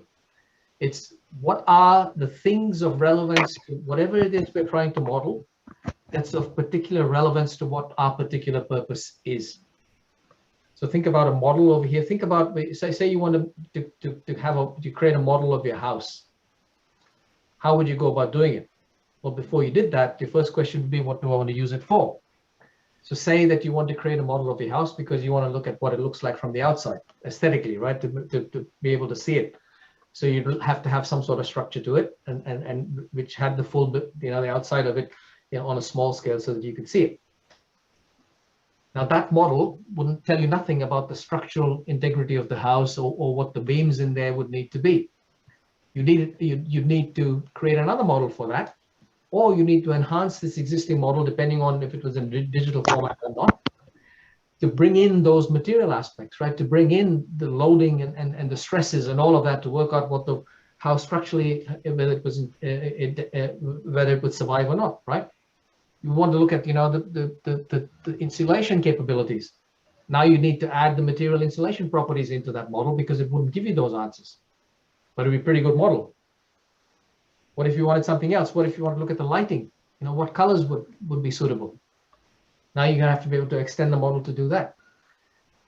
So if you built a model just to look at the structural integrity, it would be of no good to you if you were looking at the lighting inside the house, unless you enhance that model. So the abstraction is that representation. Is what's the representation that you need to have in the model to be able to fulfill the purpose that you want the model to achieve. And a simulation is just taking those models and then executing them. I think, as you pointed out, Mandy, at the start, it's about a simulation, is models executing in time. So we have a number of models that we create, we put them into a simulation, we then execute the simulation, whether it's done using people, computers, or whatever else. It's that execution of those models that then brings out the interactions and the behaviors. And that's what we're looking for at the end of the day. So if you look at... Yes, but they're not applying that. So say again, Annie. But they're not applying this correct. They're not using correct models when they are doing simulations in most cases where I see. We're going to come to that because we're going to define what correctness means. So hold that thought and then tell me what you think when we get to that, because that's fundamentally important, right? And it comes back to the purpose. So it comes back to what the purpose is and how do we get it right? Because that's fundamental to this. So for example, here's two simulations, right? So we have three-dimensional models. On the left, I guess it's the left for you as well. Yeah, it should be. We have a model of a interplanetary rover craft going over a model of some terrain. And what's the purpose? It looks like the purpose is to see what the step height might be of rocks that this thing can go over in a reasonable fashion. What are some things that are wrong about that model that it wouldn't be suited for? Can you pick out anything that's wrong about it? Wrong is probably not the right word, but it's not suited to do. What might be not represented appropriately in that model? The atmospheric context.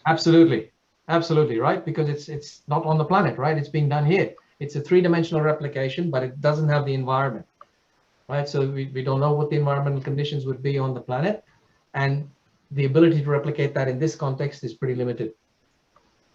Anything else that stands out?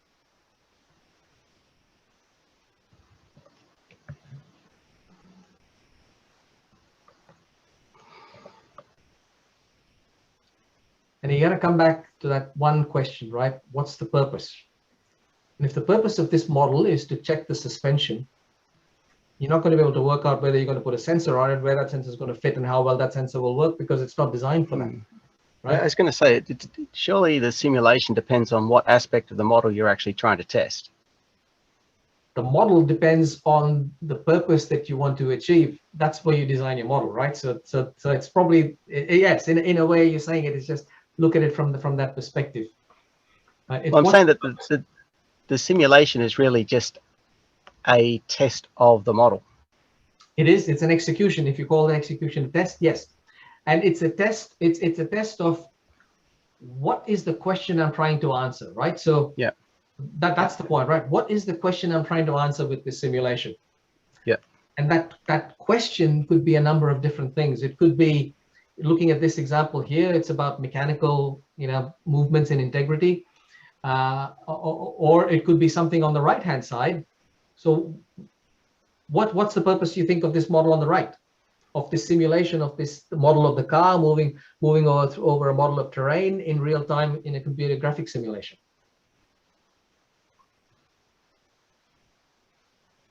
So it's clearly not structural integrity. It's not about suspension. Could you apply the one on the right to work out what the structural integrity of the suspension is? I don't know. I'd have a guess and say the strength of traffic cones by the looks of it, but I don't know. Yes. So the fundamental point here, right, is that the purpose, right? It's what's the purpose that we're trying to achieve? What's the question we're trying to answer? And that really defines it. And a simulator then, as I think Mandy already said this, right, is just a tool that executes the simulation. So it can be a play in a theater, it could be a piece of technology, or it could be a mix of those things. It's whatever that tool is that allows for all of those models to come together and then to interact in time. That's what a simulation is. And by the way, the time doesn't have to be real time. It can be at any speed you want it to be, depending on the capabilities, the technology, and the purpose that you've got. This is where serious games run into trouble, I suspect, because if I understand you correctly, what you're really saying is in order for a simulation to be executed well, you really have to understand what exactly the simulation is testing. Yep, But if you're using a serious game as a simulation, the numbers of parameters and inputs and outputs is not linear. And serious games as simulations become very hard then to, I guess, use as a test to predict what a model is actually trying to achieve. Right. Yeah, and we'll come back again a couple of times to this theme, because this is fundamental, right? And it's intrinsically linked to purpose, and it intrinsically linked to the capabilities that you have to fulfill that purpose as well. And it limits the repurposing. So when we talk about repurposing, you have to really understand what that means. Right? What's the abstraction that I have, and how suitable is it to that repurpose? So if you had the model of the house for structural integrity, right? And now we want to look at the lighting conditions in the house and the windows and all of that. If you haven't modeled those things, it's not going to be able to give you that. And so that brings us back to this statement from George Box. If it comes through any minute now, it's a bit slow. Is that, the fundamental premise of modeling and simulation, all models are wrong, but some are useful. They are useful for the purpose that they are designed for, right? That's the whole point of this. And we need to recognize that. And when we repurpose a model, we need to be very sensitive of that aspect. And that's, I think, your question you were asking at the start too, David, about when you take a serious game and you want to apply to a different thing. And that's what I would say, but you have to understand the context and what that purpose is and how this system will suit that purpose or not, and then adjust it appropriately. I shall, Todd, did you just, are you able to hear us okay, Todd? You just come on board, right? Is everything going okay there? Can you hear us and see stuff? Or?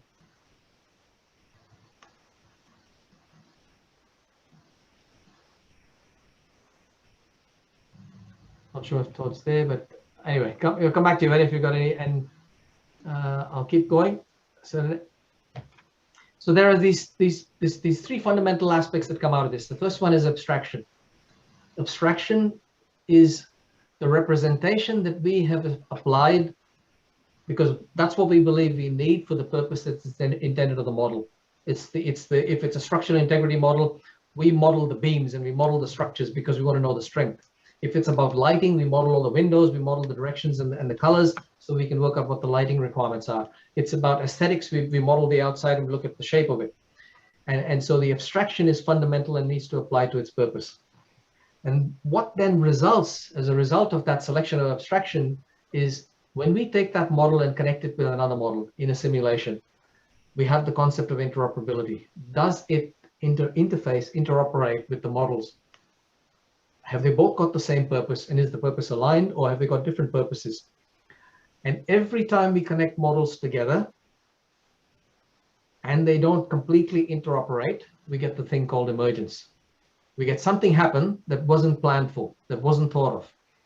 And that emergence can lead to unintended consequences. It's the bit we talked about at the introduction, right? The systems thinking thing about we get emergent unintended consequences because we had a model of what the thing was. That model wasn't complete. We then connected that model to something else, and we'd exercise some interface that we hadn't thought of, and something happened. So we had the thing about the mosquitoes in Borneo. They sprayed DDT to kill the mosquitoes. They didn't think about what the other implications would be, and then we had secondary issues further down the track. And so abstraction, representation, that's what it is. Interoperability, we have to think about it when we connect stuff together, and we're guaranteed emergence whenever we have any models that interconnect that might not be completely definitively represented. So these three concepts we'll come back to a few times. And now I want to just put a question back to everyone over here. So let's maybe get the mics on again to say, so given we've talked about, what a model is, what a simulation is, and what a simulator is, and these concepts of emergence, abstraction and interoperability. What is fidelity? How would you define fidelity? Thoughts? And Kieran, feel free to put your mic on unless the dog's still there, but that's okay if you want to try and jump in and talk about this. So what does fidelity mean in a modeling and simulation context?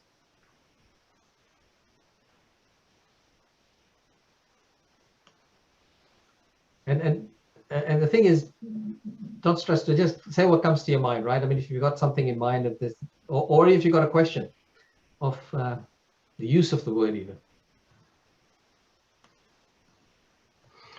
So by fidelity, you mean the limitations of the model? Have you come across that term in use anytime, David, in a modeling and simulation context? That people talk about fidelity of models of simulations? No, I'm just reflecting on what you're saying, to be honest, and just sort of trying to digest it, and in the context of this presentation and what you're talking about. Yeah. Actually, Kieran's just typed a great comment there. So yeah, you've got the barking bit. So how effectively the essential elements of the model simulation are realistically represented or reproduced? Great, great. Yeah. Regarding fidelity and simulation, we want to create the best outcome. You need to have it as more realistic to the natural sort of situation or whatever you are trying to investigate as possible. You cannot, the rover that you showed, it has got very minor fidelity because it doesn't represent the environment that it's in. It doesn't represent a lot of factors to show that this sort of simulation has the fidelity that you want.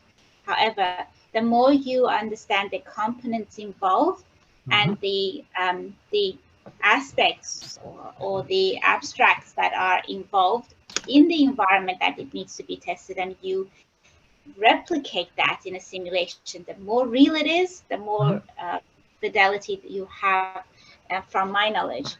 And applying, as you said, the model comes in handy, because if you have the wrong model, then from design point of view, there is no fidelity. Does that make sense? It does. Right. So the question I put back to you in that context of that example of that rover that you saw in the previous slide, in what aspects would you say that it does have fidelity? Instead of saying the whole thing, is there any aspect that it does have fidelity? Well, I don't know. If it's the exact type and size and model that it's going to be on the spacecraft, well, then that's the fidelity as much as it can go. Right. But then in regards to, if it's the exact prototype, if the exact copy of it, that's a high fidelity of the exact machine. But as in how it will operate in a different environment, that there's no fidelity there. So let me push it a bit further. If the wheels work on its own, or if you want to see the electrical transmission somehow, I mean, still you need to have the environment. Right. So two questions, right? One is, would the fidelity of how the wheels work help you in any way? Like, does that add value? No, because if it is in a sandy environment and the sand component gets into the wheel and the wheel doesn't turn, just having on a flat surface would not do any justice. Right. So you would improve. So the question is, where do you draw the line? Is there any value in having something to that level that is shown, or is there no value at all? Well, to draw the line, I think what they need to do is they need to simulate what this design can do in different type of environments. So they need to identify every possible situation, like the sand, the rock, the water, underwater, I don't know, whatever. They need to simulate all of those aspects. Yeah. And then it can come to some fidelity, but then it might be a combination of two. Then you still don't have 100% fidelity. It's very hard to achieve 100% fidelity in a simulation. Right. So what you're saying is that the simulation has to have everything. Can the simulation have just a part of something at a very high fidelity?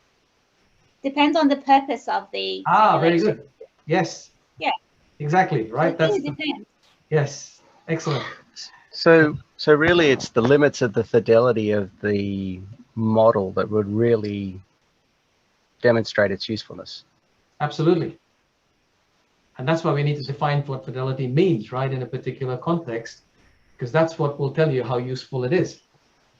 Define it or measure it, because I would have thought it's through the measurement of the fidelity or the limits to fidelity that you could actually then use or justify the applicability of what it is you're trying to model to various situations. That's a very good point, actually, David. It's actually both to be realistic. So you have to define the fidelity you need, and then you'll be able to measure it to confirm that it's actually there.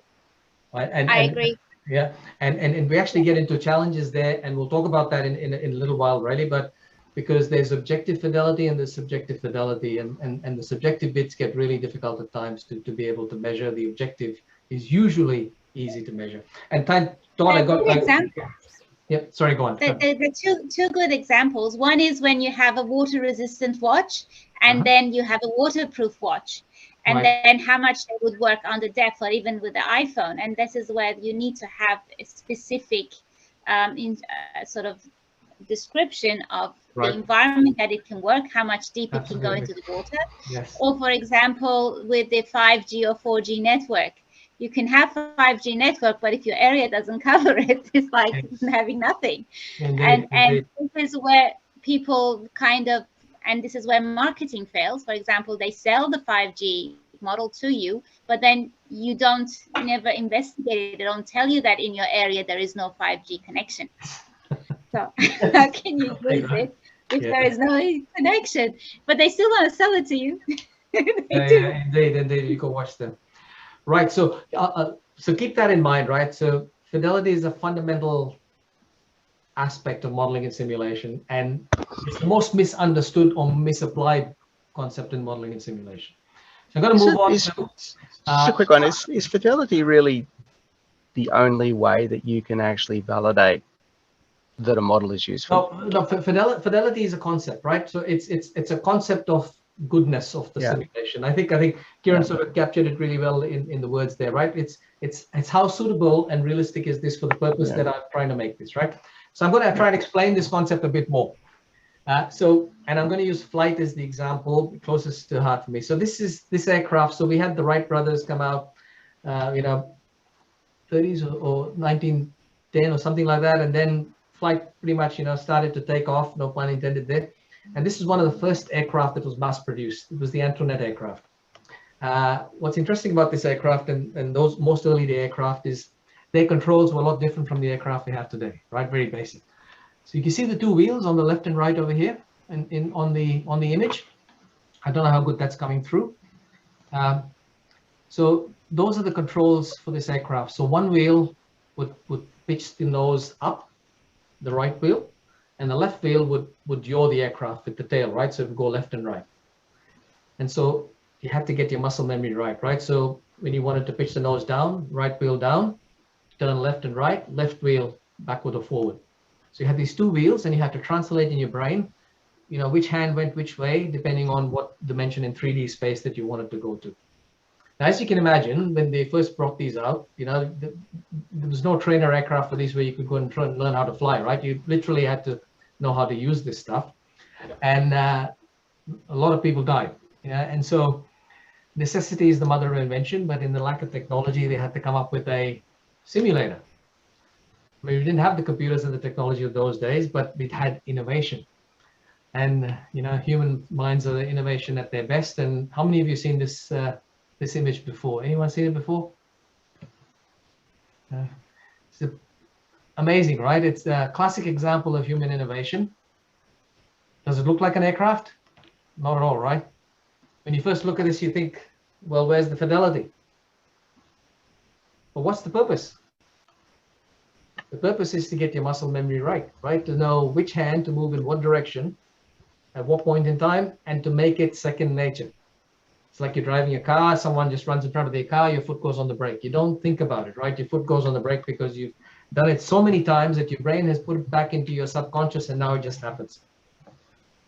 Now that's what you want, right? You want to be able to fly this aircraft and not be in a situation where you're trying to get your brain to work and say, which wheel should I be doing what when I'm coming down at a very high crosswind landing and there's a gust and the nose pitch is down, right? I don't want to put the wrong wheel in and stall the aircraft and crash it. So they created this, and so just essentially barrels sitting on top of each other. The instructors sitting at the back, they would introduce the perturbations, and this guy's job was to turn the wheels in the right direction so that this thing stayed level. And if you do that long enough, you develop the muscle memory to do that. So what can we say about the fidelity of this device? Is it suitable? Does it do what it's supposed to do? Does it improve the situation from a learning perspective? I got Todd's response there. It doesn't. Thanks, Todd. Any comments on the abstraction of the model over here? What is it not good for? What could you not do in this, which is fairly obvious? But what we can see what it's good for. What is it not suitable for? Yeah, yes, I like that. To land the plane, exactly. So you can't actually fly the plane, right? The whole point of this is, what's the purpose? The purpose is a procedures trainer, right? This is to learn how to do a procedure. It's not about flying the aircraft. It's just getting your muscle memory right. So in a medical context, say you want to learn how to do resuscitation. It's just about the procedure of resuscitation. It may not help you to check for high blood pressure or do any other stuff, but it'll help you with the resuscitation. So you have a device that might allow you to do that. But it just might be a compression device with the right spring tension in it.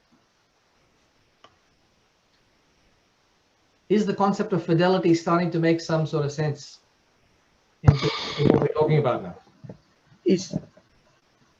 We talk a lot about mental models. So the change in mental models should be either directly or indirectly a measure of the fidelity of the model.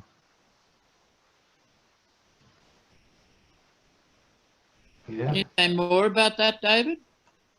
Because my instant reaction was no. What is it you're thinking of? Well, Jawahar's talking about muscle memory, but really muscle memory is probably a more physiological example of a mental model. I mean, what we're talking about is the change in mental model from point A to point B. So if the point of the model is to move the mental model from point A to point B, and you can measure the mental model change, then you can indirectly measure the fidelity. Well, the fidelity aspect of the model you're trying to measure. So you're using the purpose through mental model, through the concept of mental models to work out the fidelity of your modeling process. Right. I'll tell you. I'll give you a quick answer, and then I'll come back to this when we talk about mental models, right? And remind me if I don't, David. But here's the quick answer. So when we first, you remember when you first learned to ride a bike, or when you first learned to drive a car, especially if it was a manual car, right? But you remember what you went through, right? And how it was all clumsy at first, and what were you doing? You're forcing your brain, to say, I got to now, get my foot on, take a foot off the accelerator, put the foot on the clutch, and you're telling yourself how to do that stuff. And for a bike, it was right getting the, it's you are actively creating a mental model of the relationships and the interactions of the relationships between your physiology and whatever it is that you were interacting with. And you had to actively do that, right? Like just when you learned to type, right? You had to actually look for where the keys were and put your fingers on those keys.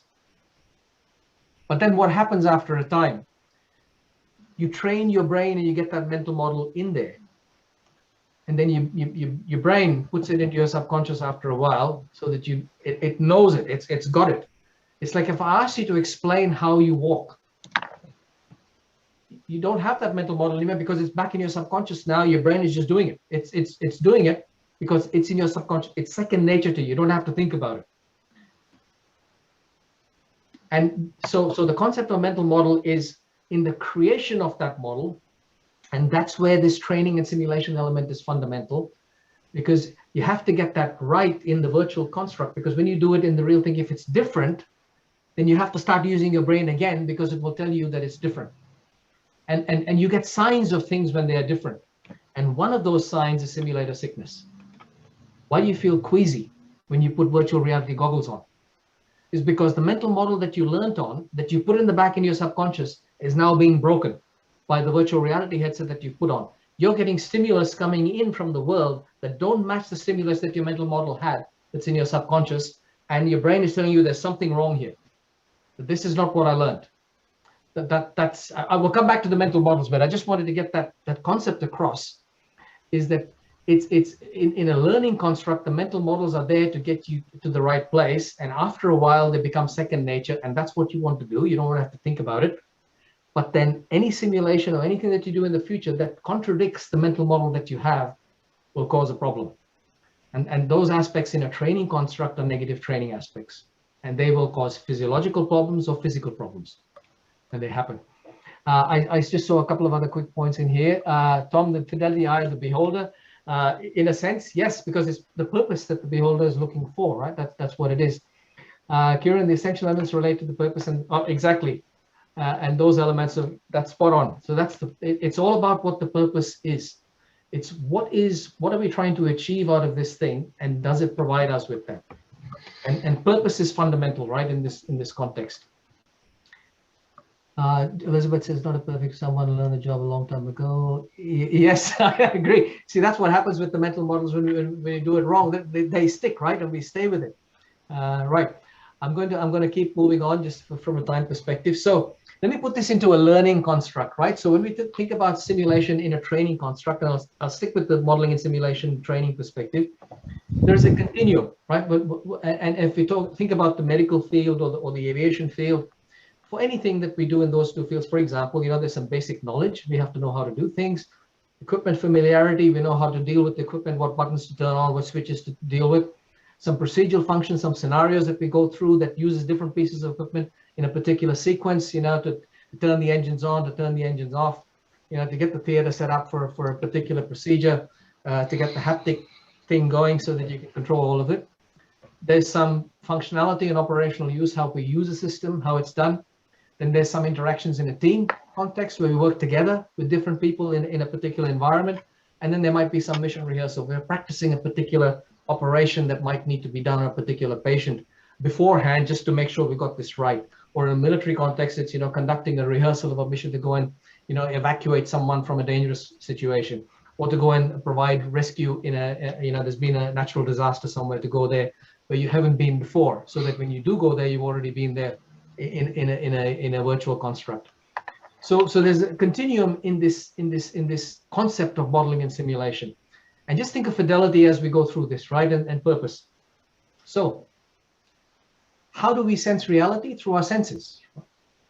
So the realism or this fidelity is really how we sense it from a human perspective.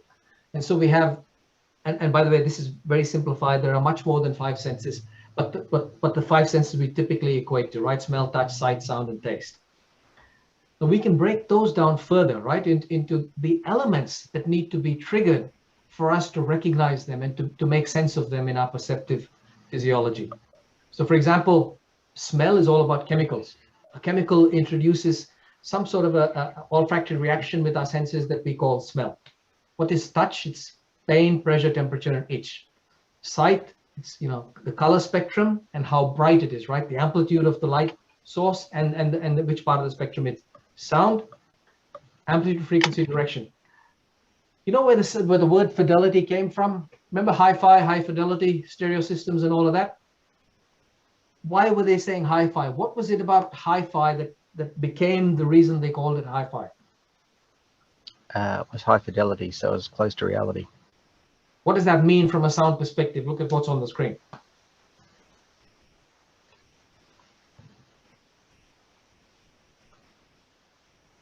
So we're trying to match the amplitude, frequency, direction. Right? High fidelity sound is high fidelity because we match those 3 things. We match the amplitude to the sound that we actually hear, the volume, the frequency, the pitch, and the direction that it comes from. Because that's what we can sense. Right? We sense direction because we have two sense organs, right? We have 2 ears. If you only had one sense organ, we wouldn't have direction in there. In a similar sense, sight is only color and brightness because we have rods and cones. That brightness would be different if our physiology was different. So every one of our senses sight in a different way because our physiology is different. A different organism that has a different sight organ will see things differently. Fidelity to us is how well these things are replicated in that model, in the simulation, so that they trigger in us the same responses that the natural environment will trigger in us for the purpose that we are looking at to recreate. Does that make sense? This is pretty fundamental stuff, right? But does that make sense? And any questions on any of that? Shouldn't logic be in there as well? Does it make logical sense? Expand on that. What do you mean by does it make logical sense? I think I know what you're getting at, but I'd like you to sort of clarify. I'll have a go if I think what I think you're saying. Well, I'm just thinking you've got all 5 things, but then it's got to make sense. It's got in to other add words, up. you're talking about the order that they happen in, the sequence that they happen in, and how they correlate with each other, right? That's what you're saying. So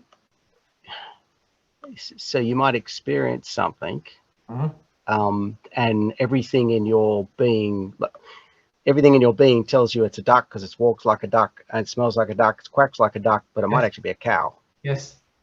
And logically, I guess it's the processing of this information as to whether it makes sense. That's right. I think Todd's got a point to make there. Is the logical sense, the fidelity of the scenario, the story, the reason why we're here and doing this.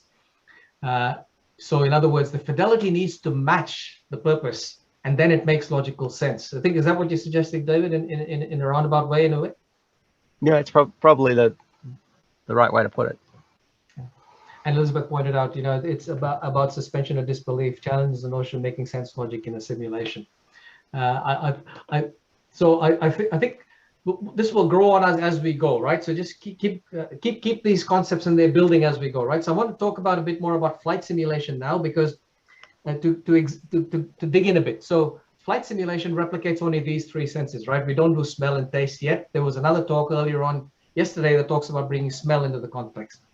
But really, these are the things that we're talking about. It's our senses and how we, stimulate our senses so we feel the same thing.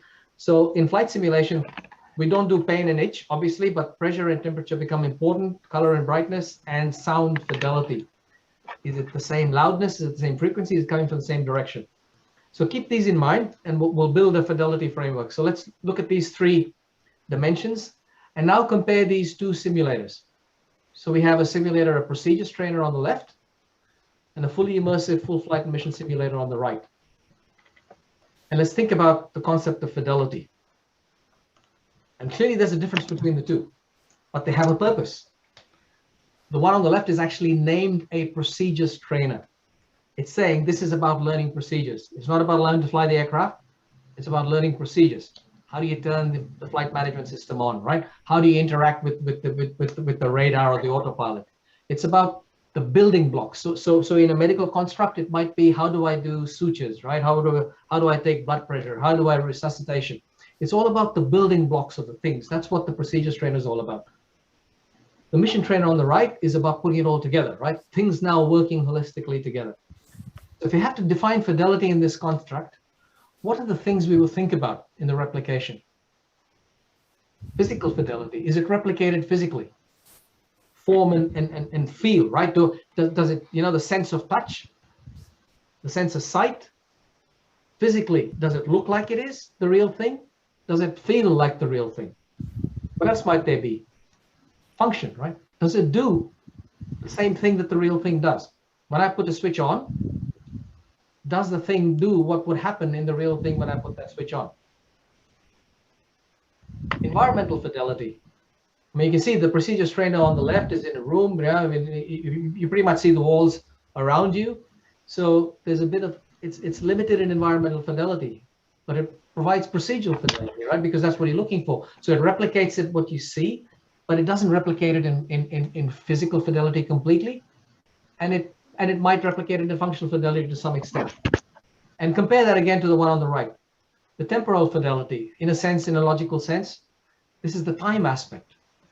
When I do things, are they the same? And do they stimulate my brain and my senses in the same way that they would if I was in the real world?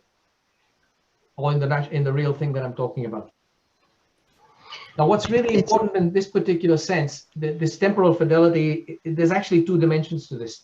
So one is, does the subsystem do the thing that it would normally do?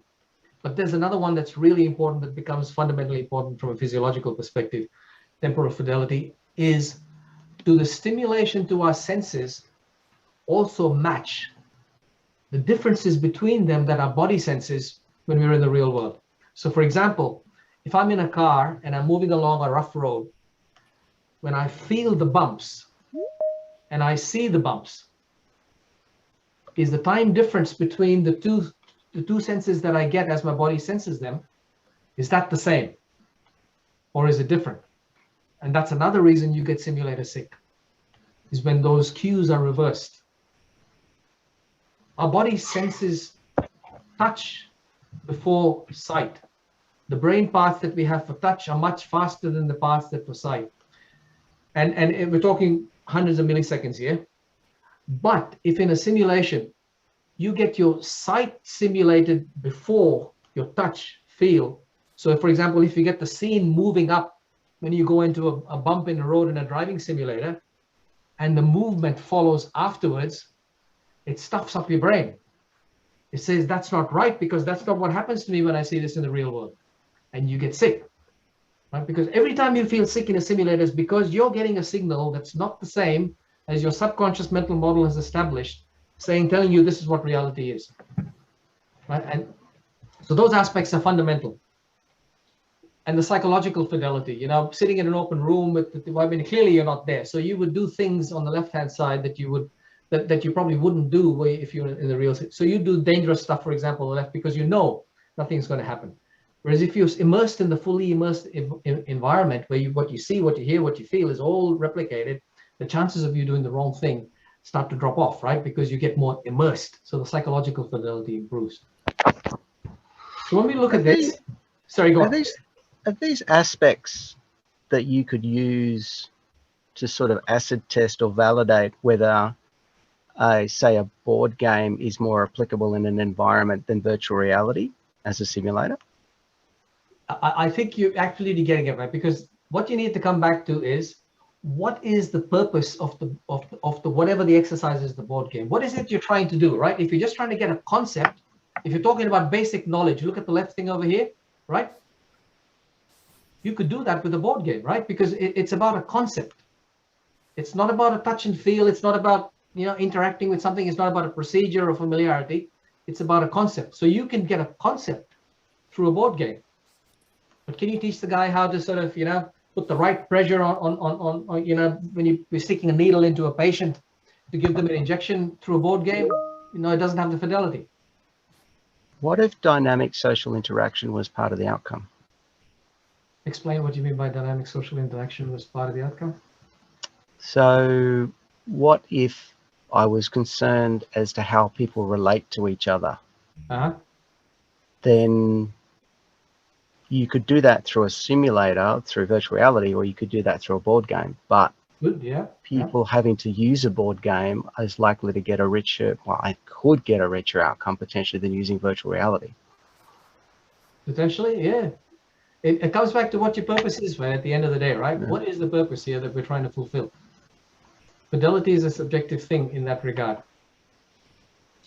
I'll keep moving. Sorry, Elizabeth got a comment over there.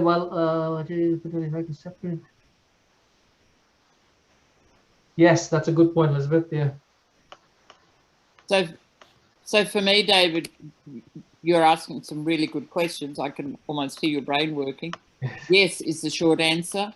A board game can be just as effective as a computer-based simulation, and sometimes much simpler and easier to develop. There is an example. Yeah, sorry. Well, I'm also, sorry, I didn't mean to interrupt. I'm also thinking just from a research justification perspective, if you had to measure aspects of fidelity that would validate the use of one over the other, then, you know, this is a position you could come from. Yep. Mm-hmm. So there was a board game, for Not sure example. I'd take that into the doctorate. I think you might be looking at fidelity of what you choose rather than comparative fidelities. Not always a good idea to do comparative fidelity. Right. Sorry, Elizabeth, go on. No, go. Yeah, I was gonna so I want to just add one other thing, and we'll move off this one shortly. And so now, given that construct, right? So a framework, and by the way, don't take this as gospel, right? This is a framework, and it would depend on the context, but a framework that works reasonably. That then brings out the concept of resolution in this whole thing of fidelity. So what is resolution? Now, resolution in a very simplistic sense, we talk about screen resolutions, you know, so many pixels by so many pixels. So it's the concept of granularity. You know, how many dots are there on the screen? You know, the higher the resolution, the better. How do we map resolution into this construct for appropriateness of fidelity? And think about that for a minute, right? You got me confused here. Sorry. Yeah, go, Wendy. You talking about resolution. Resolution also can have different meaning depending on the concept. Now, regarding what you guys all mentioned, it all depends on what you want to measure. And that comes down to what the purpose is. You have to identify the purpose, then what can you measure? And then you design the right simulation or the right tool to do that measurement. Usually when we do simulation, we want to measure something.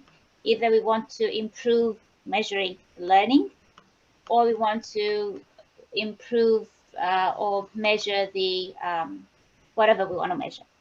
Anyways, it's just the resolution when you said about dot points and granules, it just got me confused because resolution can mean a lot of things. You can have a resolution of conflict. It could. Sorry, I'm trying to sort of bring the basic meaning of resolution, and then I'm going to map it across to this. So look at the continuum on the top, right? So, and remember, it's about what the purpose is of what we're trying to develop or deliver the simulation for. Is it knowledge, familiarity, procedures, use, theme, context, or rehearsal construct? And by the way, this is not a comprehensive set of things that you will want to do. There'll be other things you'd want to do. Conflict resolution, as you pointed out, Mandy, would be a very clear, separate additional element altogether that would do. So in this construct, if we talk about resolution, it's about to what degree is the abstraction recreated for the purpose that we want to achieve with regards to reality. So for example, if you look at the physical fidelity, if you look over here on the left-hand side, they're just LCD screens, touch screens, which allow us to interact with touch. So if we have a real switch or the control, like a throttle quadrant or something like that, it doesn't exist on the left, but it exists completely on the right. The resolution on the left is 0. It's not there. It doesn't have a physical representation. It's only got a functional representation, and you interact with the screen to do it. There could be a switch that has multiple switch settings, you know, like a click switch that has 5 settings on it, like your oven dial, for example, right? Now that oven dial type switch might be right in the center and it's used all the time, and it's got 5 notches. And so the resolution for it would make sure that it have all those 5 notches included in its physical bit as well as in its functionality. But say that same switch was actually at the back of the seat that was never used. And you just wanted it to be there, but you never use it. So you replicate it physically, but the resolution of its functionality might be 0. Might be, you know, no notches. It just sits there, but you can't turn it off or on. So the resolution is how far do we take it down in terms of the replication for a particular dimension which is driven by what the need is and what the purpose is. So the fidelity is appropriate to the purpose, and the resolution gives you that fidelity for that purpose for a particular dimension. So for example, if you have a light and that light can be switched on or off, you might have a resolution of 2 for the switch. It's either on or off, but that light also can be dimmable, in which case you'd have an additional a replication of a dimmer of sorts that would have a rotor type resolution, which would go from 0 to whatever the maximum is and any setting in between. But if you don't want that, you don't have it. Or you could say, I don't want it dimmable all the way, but I just want it dimmable in 3 positions. So you have a resolution of 3 in that regard. So your resolution comes back to what the need is, what that need translates to into your simulation models, into which bits need to be done, the physical, functional, environmental, and temporal. And you then define the resolution appropriate to do that particular purpose. Does that sort of gel a bit?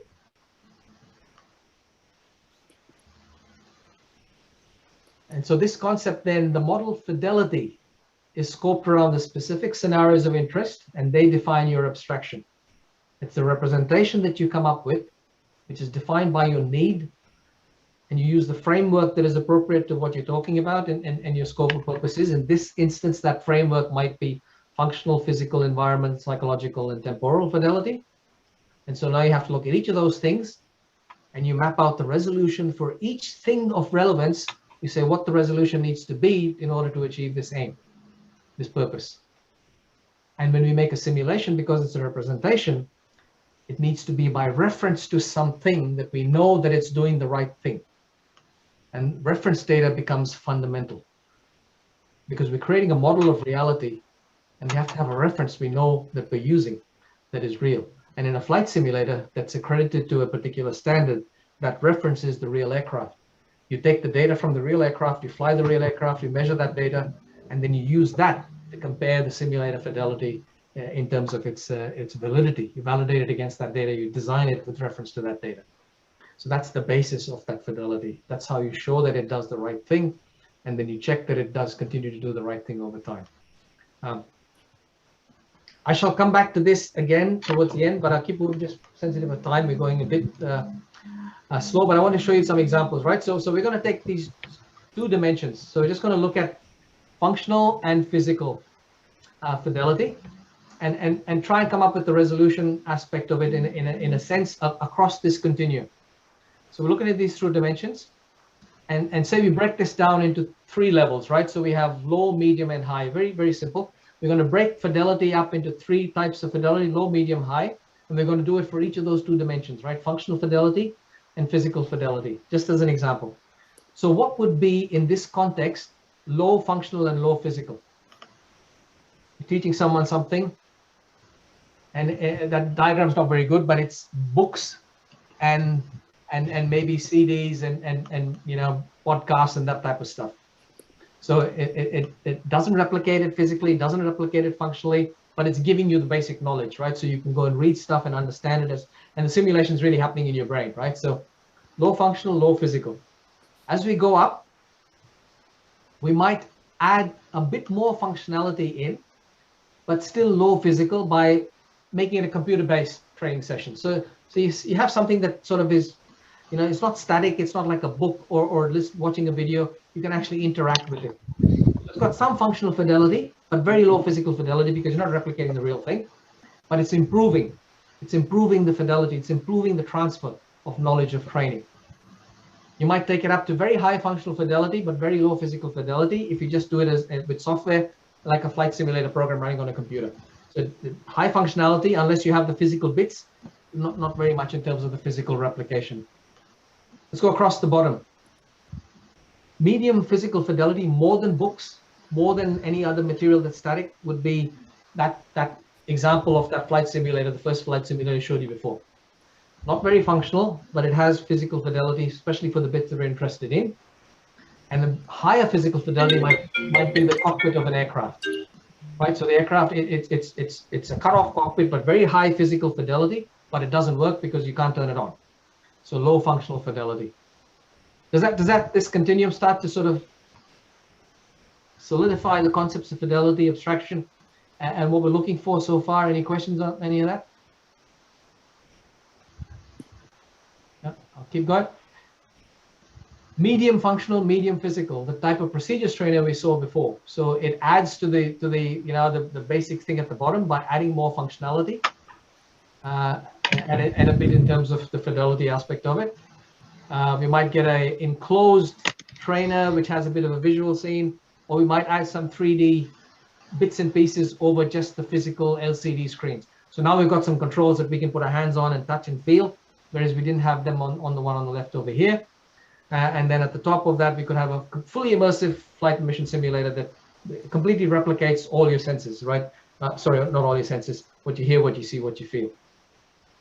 Any comments, questions on the concept of fidelity, the continuum, and how we map these out depending on what the need is, and how different levels of fidelity can come into play, and you can map those to what you're trying to do.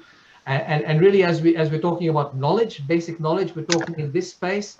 And as we come to the right, we're talking in this upper space.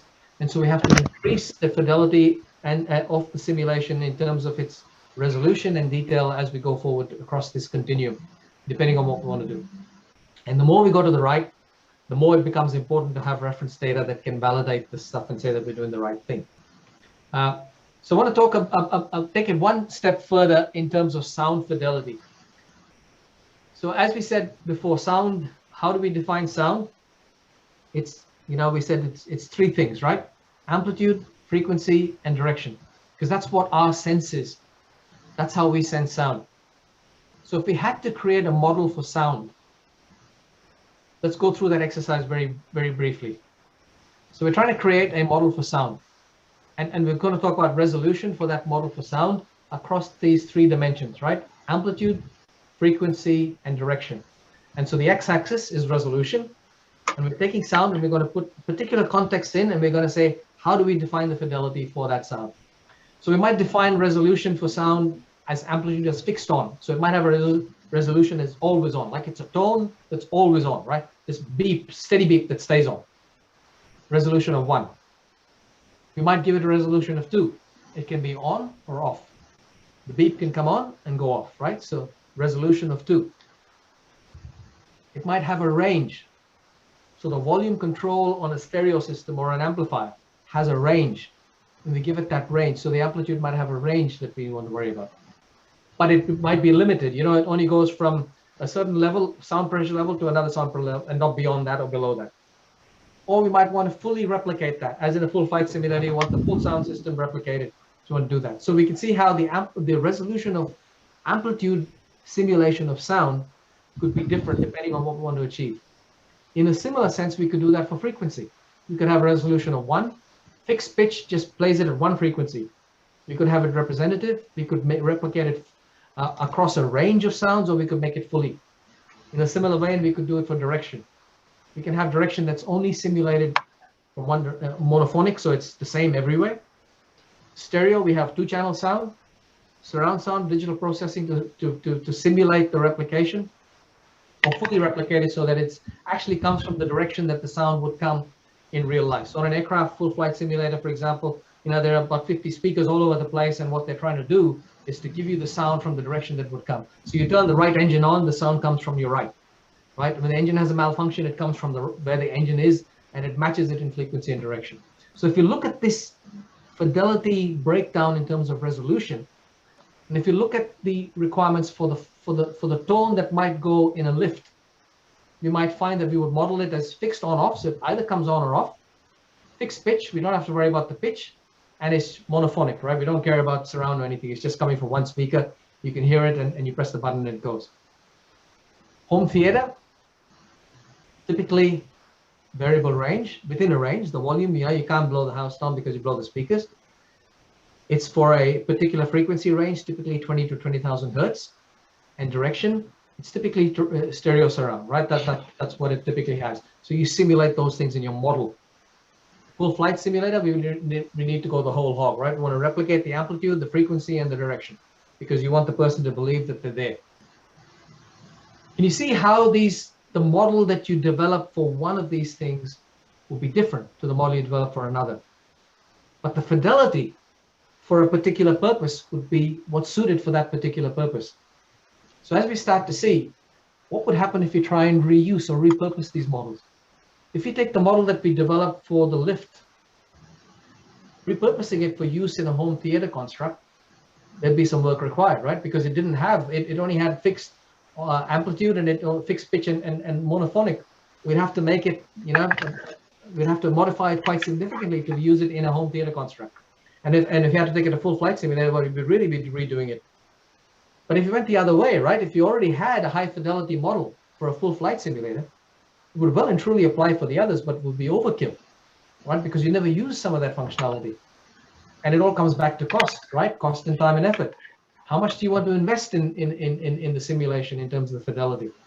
We can invest millions to get a full flight replication for all of that stuff, or not have it at all, or go and get something from JCAR that does, you know, a bit of a beep and creates the sound that you want, right? So it comes back to what the need is and what the purpose is, and you develop your fidelity appropriately to that construct.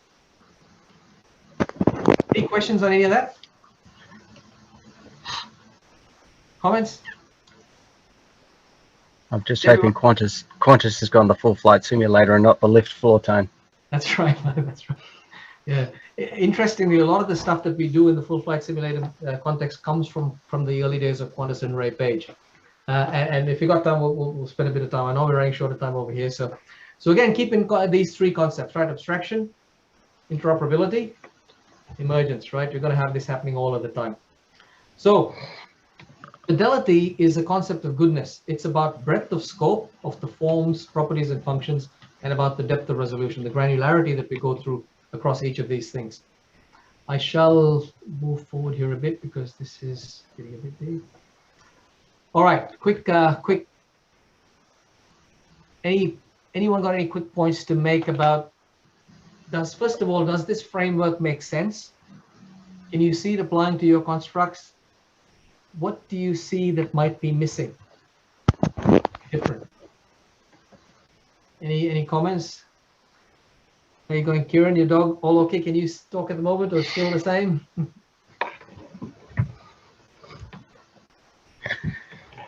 Keep them out. I'll lock them outside. No, it's all going well for me. Thank you. Okay.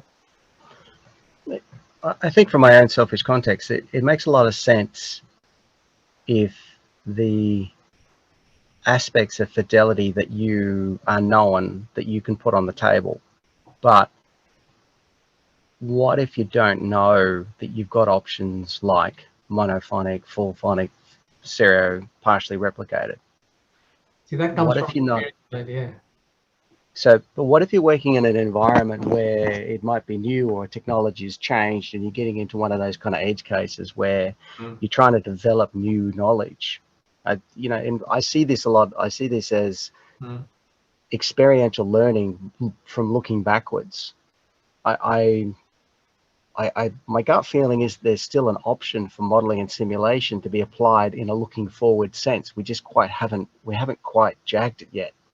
Well, it depends what the purpose is that you're thinking of. I mean, it comes back to what the purpose is. And if it is about something to do with the human, then really your frame of reference always is the human senses, right? What do we sense? Yeah.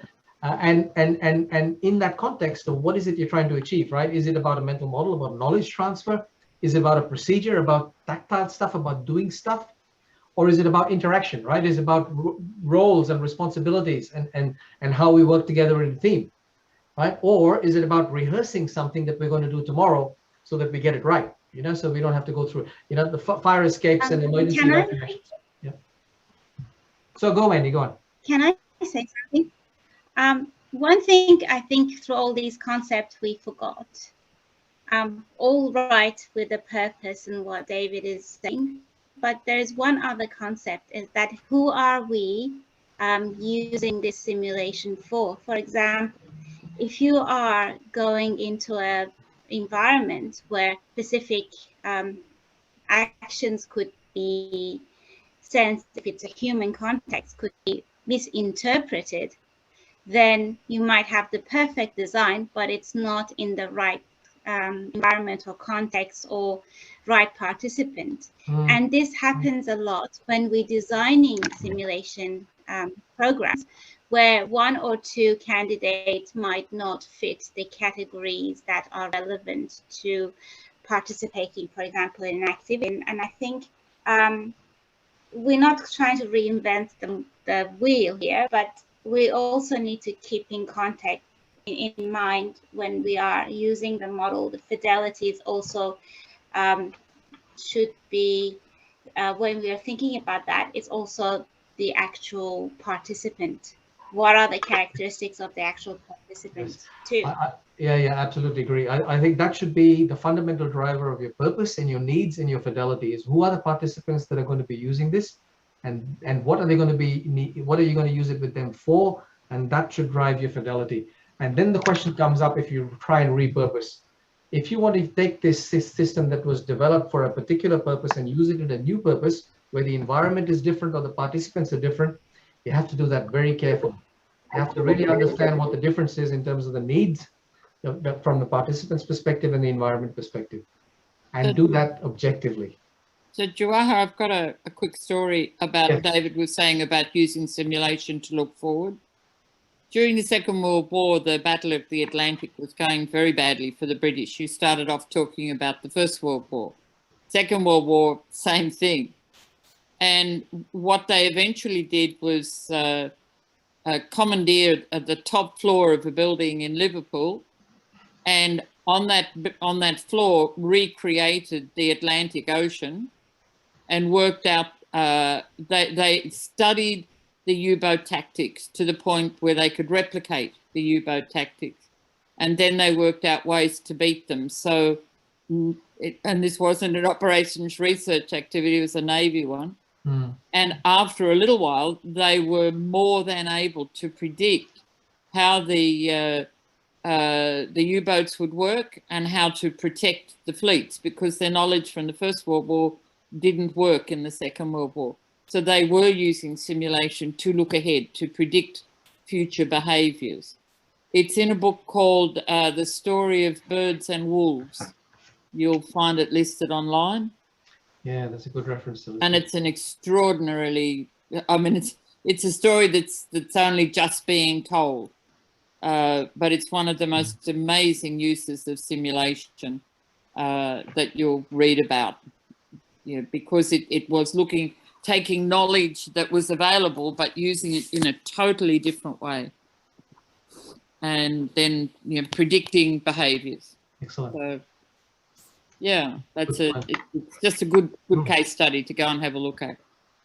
Well worth it. Thanks, Elizabeth. And Todd, so thanks, man. That's a good point. Actually, the smell bit is becoming more and more important, especially in healthcare. And I think actually a few people have mentioned the fact that the smell is really important in the healthcare simulation construct.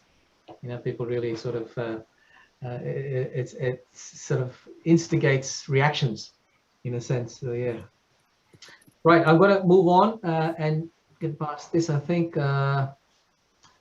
I shall actually do this very quickly. Ask a very quick question on this. From your own personal experiences and perspectives, how do you categorize? Or do you categorize simulations at all? Or do you just put everything in one bucket, that's a simulation? Or do you have categories? Anyone have categories?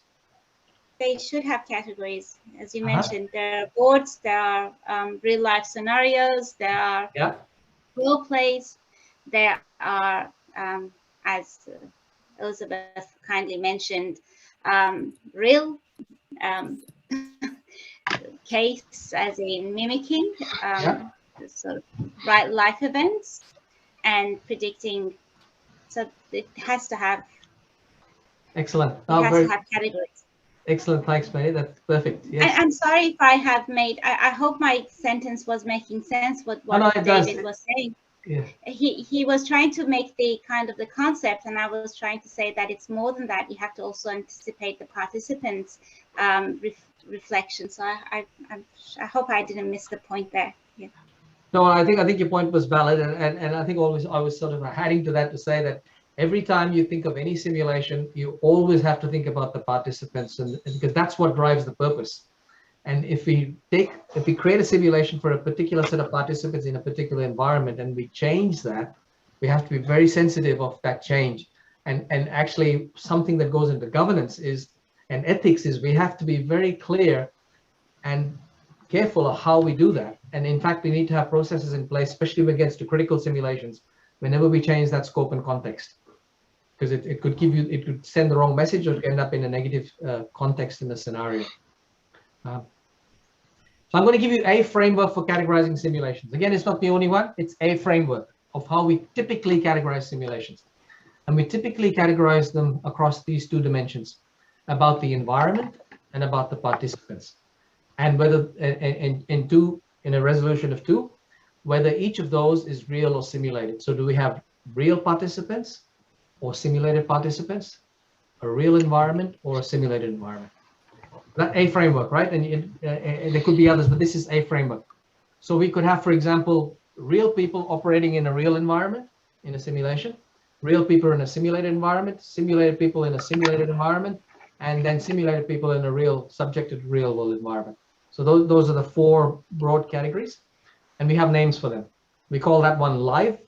So we have real people doing an exercise in the real world, such as firefighting training. You know, you have a fire burning and you go and practice putting it out. It's typically labeled live. So it's about real environment, real participants.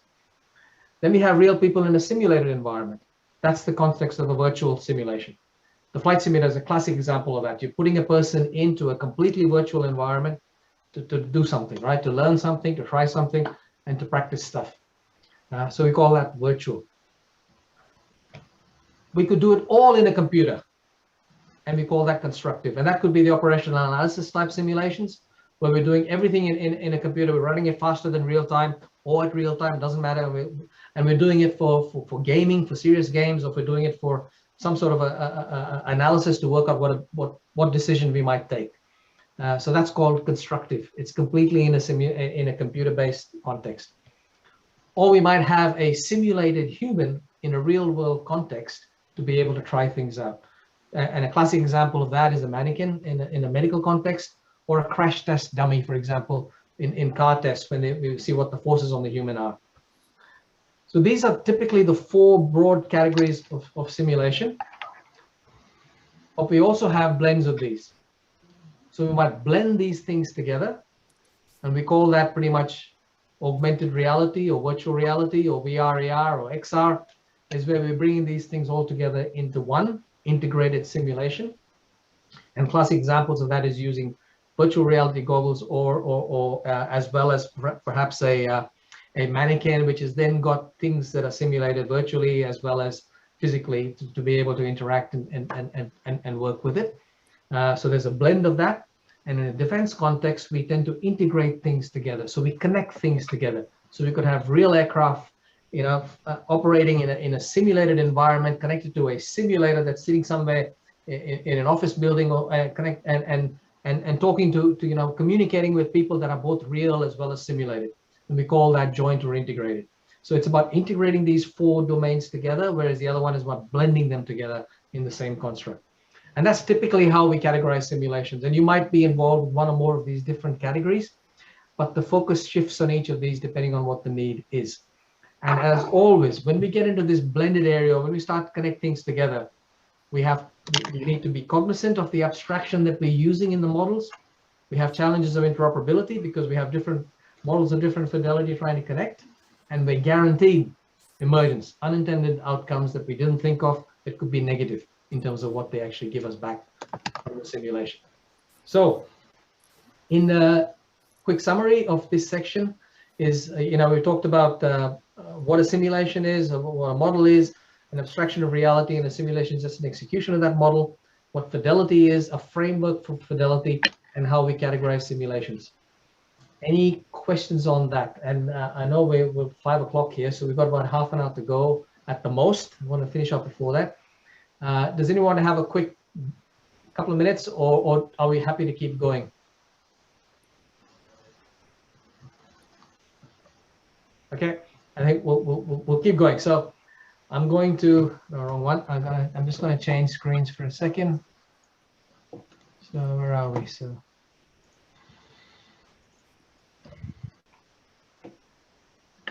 So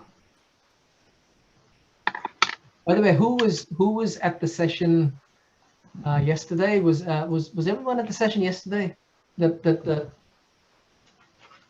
were you there, David? You said you were at the one yesterday, right? I was at one of your sessions yesterday. Okay. I'm just trying to move fast through this one because it's a fair bit to get through. So The Canafin network framework, the Canafin framework. okay, so you would have seen a bit of it. So anyone else, was anyone else there as well? I'll just cut to the chase if more of you have been there. I wanted to join, and I kind of joined in between because I wanted another session as well. So I really would appreciate if you go over the model. No problems. I'll go through. I might go through it a bit quick, but we can continue on afterwards if we need to. So here we go. So fingers crossed if this works.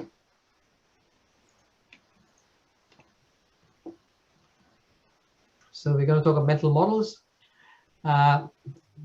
So very quick story. This is about there were these two biologists that were traveling on a field trip in outback Australia, but out here in Western Australia, you know, near the what's it called, Ningaloo Reef. For those who've been out there, I was actually planning to go there with the family this at the end of this year, which is not going to happen now at this rate. So amazing place. It's the other Great Barrier Reef, the forgotten Great Barrier Reef. But anyway, so these guys were traveling on a field trip and they were a bit tired, so they stopped on the side of the road at a rest spot to have a bit of a break. And when they did stop, they saw this beetle on the side, which they recognized, being biologists, as a pretty famous beetle, the Australian jewel beetle. Pretty fancy name, but looks pretty amazing. But what they also noticed was it was something strange about these beetles. They were fairly fixated where they were, and they couldn't seem to sort of, you know, move them. When they looked more carefully, they were sitting on beer bottles that people had discarded, as they do on these trips, and they were getting better at this. And what they found out was happening, that these were all male beetles that were mistaking the beer bottle for the female of the species because of the texture and the color of the bottle. And they couldn't get them off, right? So they literally, they were dying there, just stuck to the bottle, right? And so these guys went up and wrote a paper on this and ended up getting the it's called the IG Nobel Prize. It's a satirical Nobel Prize that they give out every year. So that they got it in 2011 for their beer sex research of these beetles that were dying, getting fixated to beer bottles, where they thought the beer bottle was, you know, the female of the species. But the thing is that the model it was so strong that it really got them to believe that that's what it was. And it just shows you the power of mental models, right? How strong they can be in terms of changing things. I'm going to move past this one because in the sense of time here. So mental models, right? And how do we build up our mental models? And as we've said before, you know, the window that the human has into reality is through our senses. Anything that we know is what we perceive through our senses. And now, whether we're talking about the physical senses or beyond that, the point is it's through our senses, whatever they might be. And typically it's those 5 senses. And we talked about that framework, right? The Genesis Analysis Synthesis framework. So the 4 perspectives, or sorry, the 3 perspectives to understand systems. Look in the system, look out of the system, look forward and backward in time. And that framework of how we understand systems. And if you think of the human as we perceive the world around us, we're applying this framework all the time. I mean, left brain doing the analytical stuff, as they say, not that I completely agree with the generalization, but typically the left brain is the analytical brain. It's looking in, right? It's looking for detail, understanding the parts, whereas the right brain is looking out, looking for connection, looking at the environment, saying, how does this all fit together? And then we're all coming into this with our experiences in life, you know, our traditions, where we were born, what we learned through our parents, through our environment, through our traditions, and our aspirations, you know, where do we want to go in life? And so these mental models are a result of all of those things happening to us all of the time. And Peter Senge talks about mental models as these deeply ingrained assumptions and generalizations that we build up over time. Umberto Maturana came up with the theory of cognition, where he talked about how we create our reality based on our senses. And he coined the term autopoiesis, right? Self-creation. In other words, we create our reality based on what we perceive through our lives and through our experiences, and we perceive the world then as a result of those experiences. And he said, we don't perceive the world we see the world we perceive. And in that context, so how do we come up and build these mental models, right? So it all starts with our senses perceiving something that has no meaning because we've never perceived it before. And I've called it data here, but it could be anything that we've never sensed before, right? Something new. And I use the example of a language, but say learning to cook, right? You've never cooked before, so everything is meaningless. And then you look at a recipe and it starts to explain to you how these things sort of come together. So that's information, right? It provides meaning to different things and how they connect. And it's descriptive, right? It talks about these aspects of who, where, when, how many, all of those things come into play. And then it gives you something more than that. It gives you an instruction and it tells you how to do it. So the recipe walks you through a set of steps, and that's knowledge. So once you have a recipe and you've got the ingredients, you know how to cook something. So it's instructive and it gives you knowledge. The know-how is the knowledge. And as you start to apply those concepts, you start to understand why the recipe says, do this for, for 2 minutes, and then do this, cut this, why you need to cut the onions, in a certain way, because if you do that, then it sort of gets the flavor out better. So you get understanding coming in, you answer the why question.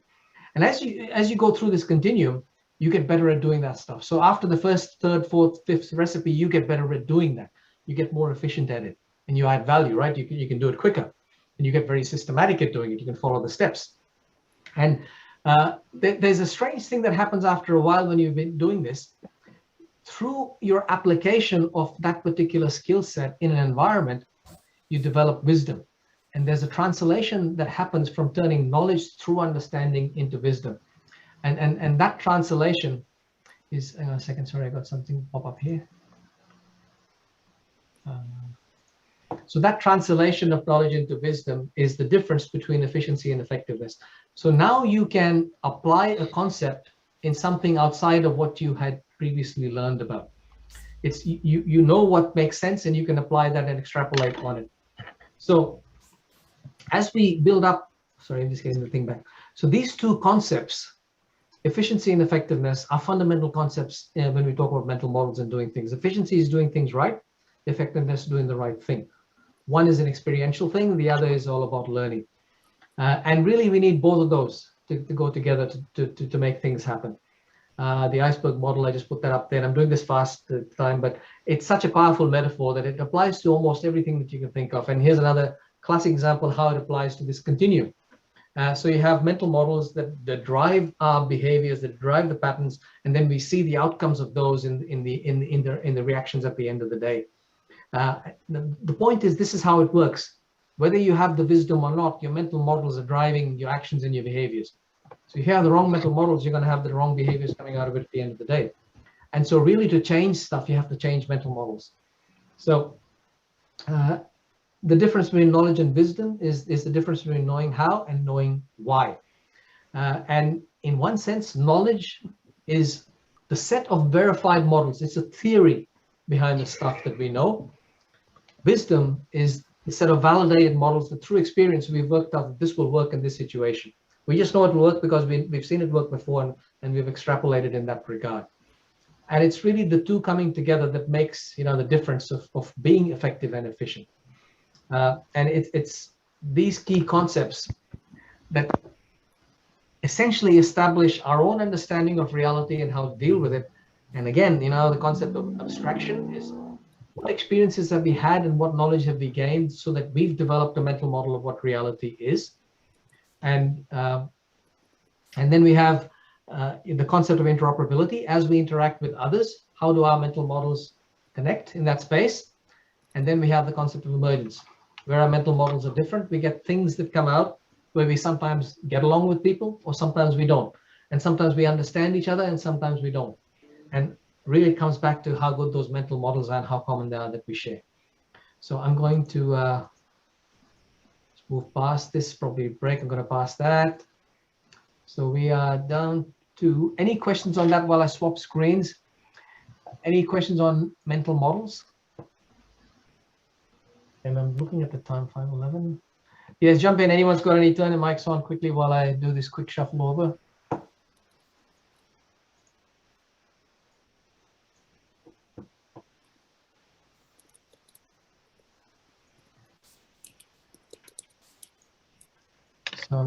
going to, okay.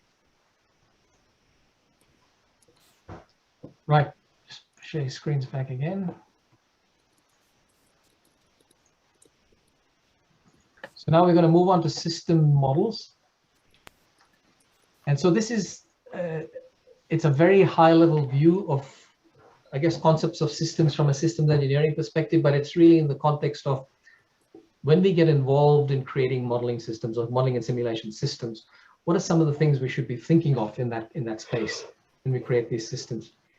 And it comes back to this question, right? When we want to create a system of any sort, whether it's a healthcare training system, an aircraft, a simulator, or a game, what are we trying to do in that process is the question.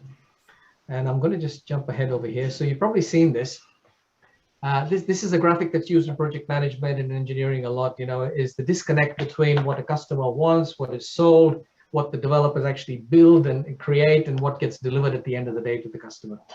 And sadly, it's funny, but it's literally true as well, right? You see this happening all of the time. How the customer explained it, this is what I'd like to have. Then you can look at the, how the supported element of it, well, not very well, because no one thought about how it was going to be supported and what they really needed. And so how are there so many disconnects? And you think about all the disconnects that happen, and it's a wonder that such systems actually work, right? At the end of the day, when the more complex and complicated they get, the more the chances of them working seems to fall down. So if you think about what we're trying to do, right? When we're trying to create any system, whether it's for a training, for a healthcare, or whatever it is, what's the fundamental intent of what we're trying to achieve? And I think it's these two things. I mean, if you look at any system, right, what we're trying to do is to, first of all, build the right system, and secondly, build it right. Now, you've seen those words before, right, and what we just talked about. So what does that come back to? These two concepts, right? Efficiency and effectiveness, right? Knowing how, knowing what and why, right? And the concept of when we talk about verifying something, we're focusing on efficiency, right? Was the job done right? Not that they do the right job, but was the job done right? That's the focus on efficiency. We verify, was the job done right? We validate, did we do the right job, right? So there's two separate aspects. Validation is about building the right system. Verification is about building the system right. And one is on efficiency, the other one's focuses on effectiveness. And really what we're trying to do when we bring in these systems concept is to enable that translation of the realization of a system in the most efficient and effective manner. Now I'm going to give you a full lesson on systems engineering, but I will just go through conceptually what this means, right? So it's enabled through systems thinking and complemented by modeling and simulation. And I'll show you what that means. You don't have to understand this. This is a typical life cycle that we go through in any system. We go through requirements, design, development, integration, test, and so on. But really what we're trying to do is what this graphic is going to show you now. You've probably seen this before, right? Everything is created twice, first in the mind and then in reality. Can you think of anything that's not done that way? Someone thinks of something and then we create a reality, right? So what are we saying is that there is a model, a concept in someone's mind of something that they would like to create. And then we create that thing through some process. And we call that the engineering process or whatever it might be. But what we're trying to do, our intent at the end of the day, is to translate a concept into some sort of a tangible capability. Yeah? Iceberg model again. Let's tilt it over sideways. Same, look at the progression, mental models, system structure, patterns of behaviors, events, right? So really what this is saying is that this metaphor is so powerful, right? It tells you what we're trying to do here is to get a model right and then translate that into something that becomes an event and tangible at the end of the day.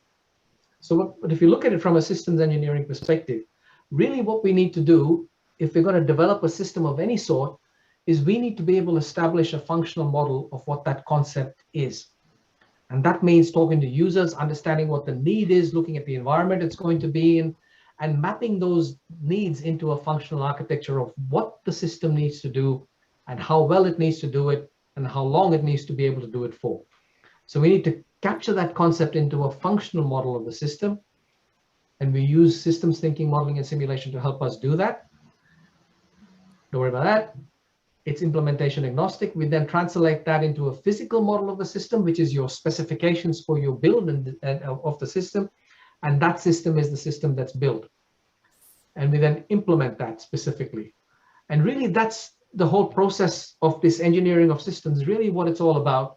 It's about capturing a concept and translating into a tangible reality and ensuring those two aspects, that it's done efficiently and it's done effectiveness. We build the right models and we build the models right. And we trace between the two. That's really what this engineering of systems is all about. And that's the level of detail I'm going to go to. But if you've got questions, you've got time, we can go a bit more in that. And the importance of ensuring the integrity of these models through their lives, which is something else that we don't do that effectively. I'll skip past this one in the sense of time.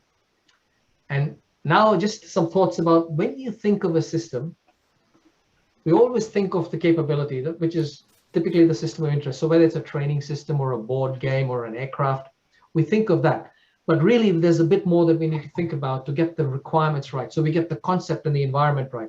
So every system operates in an environment, whatever that environment might be. We need to consider that. And here's some examples of the things to consider when we think of that environment. You know, the obvious ones. But then there's another category of systems we need to think about. And those are the systems that it interfaces with, that it needs to connect to, the constraining systems. No system is delivered in isolation. It must connect to some other system. At a very basic level, it has some infrastructure, utilities, energy that will be needed for it. And at some point, it interacts with some other system. So we need to understand what those interactions are.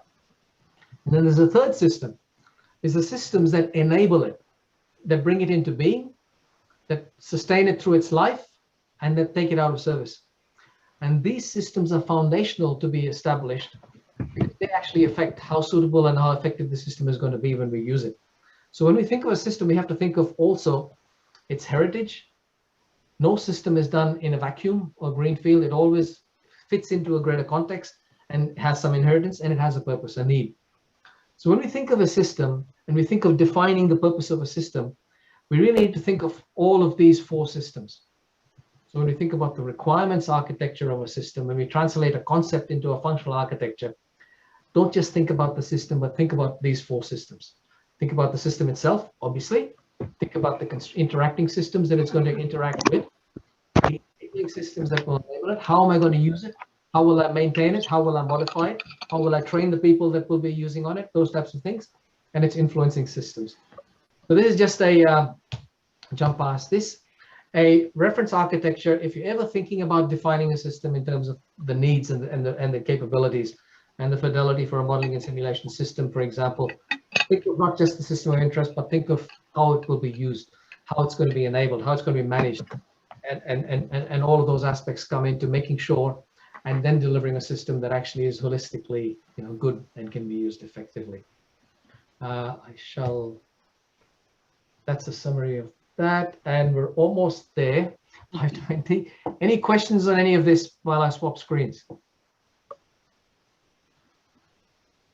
And I know this is a bit sort of off the edge a bit, but we typically only think of the system. We forget about the other stuff that needs to be considered.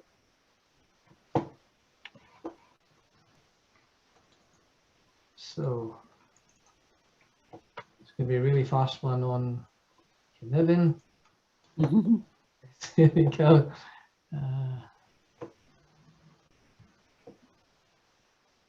So sharing once again.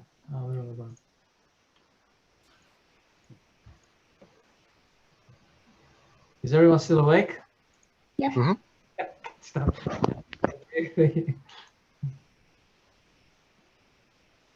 So I've got a short 3-minute video that is the very basics of Cynefin to start with. I thought I'd just cut to the chase because we're going to be running out of time. So I'll just play this. As leaders, we have developed habits in the way we respond to situations and problems. David Snowden's Cynefin framework helps us to classify situations and identify the optimal way to respond. The Cynefin framework consists of 4 domains or 4 archetypes of situations. These are split into predictable and unpredictable. The first domain consists of situations that are obvious. Here, the connection between cause and effect is clear, and best practices exist. An example is cooking a dish.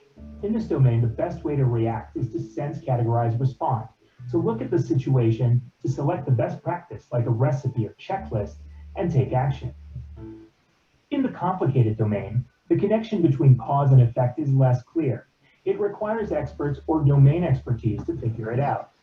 This is the domain where there are good practices.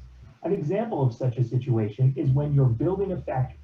The strategy in these situations is to sense, analyze, respond, to gather data, define a good strategy, and take action. In the complex domain, the connection between cause and effect only seems clear in hindsight. This is the domain where there are only emergent practices. An example of a situation in this domain is when you're trying to change the company culture. In these situations, the best strategy is to probe, sense, respond, to launch an experiment, observe what happens, and adjust accordingly. Finally, there's the chaotic domain, where there is no connection between cause and effect. This is the domain where there are novel practices. An example of a chaotic situation is a volcano eruption. In these situations, the best strategy is to act, sense, respond, to first take action and only then observe what happens and adjust course. So how do you typically respond to situations or problems? And how much do you tailor your response to the problem or situation you encounter? For this and other perspectives on growing your leadership, visit think.org. There you go, visit them. So I thought I'd just play that quickly and then I'll just jump into this. So now you have a basic thing. We'll talk a bit more about the framework to expand on it. So David Snowden clearly is the person that created this. A really entertaining speaker. If you want to listen to David, he has stories to tell all the way through. So it goes back to the Welsh meaning a place of your multiple belongings or habitat. And the reason he calls it that, I think, is because it depends on the context. And you can be in different parts of this framework depending on the context that you're in. So at sometimes you can be, on one side, and other times you go across the other side, and then you find your way, and then you've got to bring your way back, essentially. He calls it a sense-making device, and I explain that in a second, and that's just there. And it builds on a lot of things in systems theory and so on. So I want to just sort of highlight the fact that inherently it's got three domains. There's the ordered domain, and the ordered domain is where everything is constrained, it's cause and effect. Cause, effect, it's linear basically. That's basically it. Then we have the complex domain. So whereas the ordered domain is contained, the complex domain is connected. Think of it as a network, of bushes and things, that things are everywhere, everything is connected. And it's not clear what those connections are, but you can find patterns in there if you go searching. And lastly, there's the chaotic domain, which there's no one knows anything about at all. You haven't got any clue. It's like you come to a foreign country and you first try to understand the language, right? No idea what it is. And so, and then in the middle there's the confused. And typically, the way this frameworks work is that typically people start off in the confused, and he breaks it up further in detail. And if you read up, I won't spend too much time on this now. There are two parts to that, but you start in the confused, you're trying to work out which domain is this in so that you can then get into that and apply the appropriate approach to deal with that domain. And by that approach, he talks about best practice, good practice, emergent to acceptive practice, and novel practice. And what he means by that is in the obvious domain, sense, categorize, and response. Everything is defined. So all you have to do is to sense, work out what category it is, and then follow the path for that category. So this is like a government office. The post office, for example, belongs in this domain. The complicated domain is where you go to a building where there are multiple offices. Each office has got its own way of doing things. And when you go into the office, you can work it out. And if you've been in the building many times, you probably know what the offices do. But you might not know what all the offices do, but you can work it out, right? So it's a cause and effect thing. And so what you do is you sense, you analyze, and then you respond. So there's a bit of processing needs to be done. Oh, this one's on this floor, I go there, what's that? Oh, that's the post office, right? Now I know how to deal with it. And you do it that way. In the complex, there's just this heap of rooms with doors and corridors, and you really haven't got a clue what they is until you get to them, and then you have to work out what they are, but they're all connected. So things happen. So in this one, what you got to do is probe, sense, and response. You got to try something and see what happens and then respond. And the last one is just, I haven't got a clue. So in order to do something, you actually have to do something and then see what happens, and respond to it and then correct. So what I want to do quickly is just go through this in the context of the mental models. I'm going to pass that we talked about previously, and just apply that mental models framework to Cynefin and see how they work. So if you think about the obvious domain, so this is where everyone shares a common mental model. We all know what it is, and everyone has exactly the same mental model. And the post office type thing is a classic example of that. And so we exactly know what to do. It's just got to categorize what it is. You know, it's a parcel, then you do that. If it's a letter, you do this. If you want to buy, you know, send a postal order, then it's do this. So it's clearly categorized, and you do those sorts of things. You can slip into chaos from this domain when you do something that goes outside the mental model. So have you ever tried going to a government office and trying to do something that's not on a form, or it's not something else? You're pretty much lost, right? It doesn't work. It has to fall into one of the categories. And that's when it goes into chaos. So that's what this domain is, shared mental models. In this one, we have multiple groups of shared mental models that can all be discovered. They're interoperable, but you might not know all of them, but they're all discovered. So it's a complicated system, whereas this one's an obvious system. Another example of that sometimes you might not think so is an aircraft. An aircraft is a complicated system, but we know every single system and it can be discovered, right? Because you can't have an unknown system on an aircraft. All safety critical systems need to be in the ordered domain and will most probably be complicated. You cannot have a safety critical system, or you should not have a safety critical system that's not in this ordered domain and is complicated at worst. And as we move across to this side, the complex, now we have systems of systems comprising shared abstractions that can be discovered, interoperably shared, but really there is work needs to be done over here. You need to look for patterns. You need to look for patterns to work out what these models are, and then go from there. And then finally, in the chaotic domain, it's completely off. We don't have any mental models. So what you have to do is to probe to establish what the sequencing might be in terms of the mental models. I'm going to just sort of wrap this up very quickly here. So there is a natural tendency in the inner circle for stuff to happen, to move into the complex and the chaotic. And as we get the models right, as we start to understand them, we're trying to push it back into the ordered domain in the main. And we want to bring things back so that we can control them. And depending on the type of scenario or context, we might want to have a bit of complexity as well as complicatedness in the thing to make it a bit richer in terms of what it does. I might stop there on that one and just highlight again the mapping to the iceberg model just for reference. Mental models, common shared mental models, obvious. System structures in the ordered, where we share structures and architectures. Complex, where we look for patterns of behaviors, and chaotic, where it's just the events. And how we deal with them, as we go through this, is a representation of that. So I want to finish that one off. And I know we're at the end, and I just want to put the summary slides up. And while I'm doing that, feel free, jump in now. And if you've got any questions on anything at all that we've talked about, and I know the last part's been a bit rushed, but we did spend a bit of time to start with, which was a good discussion. So any comments or thoughts in general? Elizabeth, anything that you wanted to bring in and add while I'm just finding the summary slide here? I kind of feel like I've been on the usual roller coaster ride with you, Jawahar. There's heaps to think about. And there's I guess one thought for me is goes back to what Mandy said. I think it was Mandy said earlier about making sure we include the participants. But for me there's also that extraordinary complexity of what happens when a simulation starts of any kind.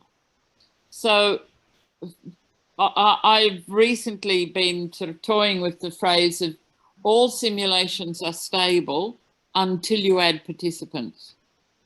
So everything that Jawahar said is true and holds true for the design and all of that. Once you add participants, it's all going to change.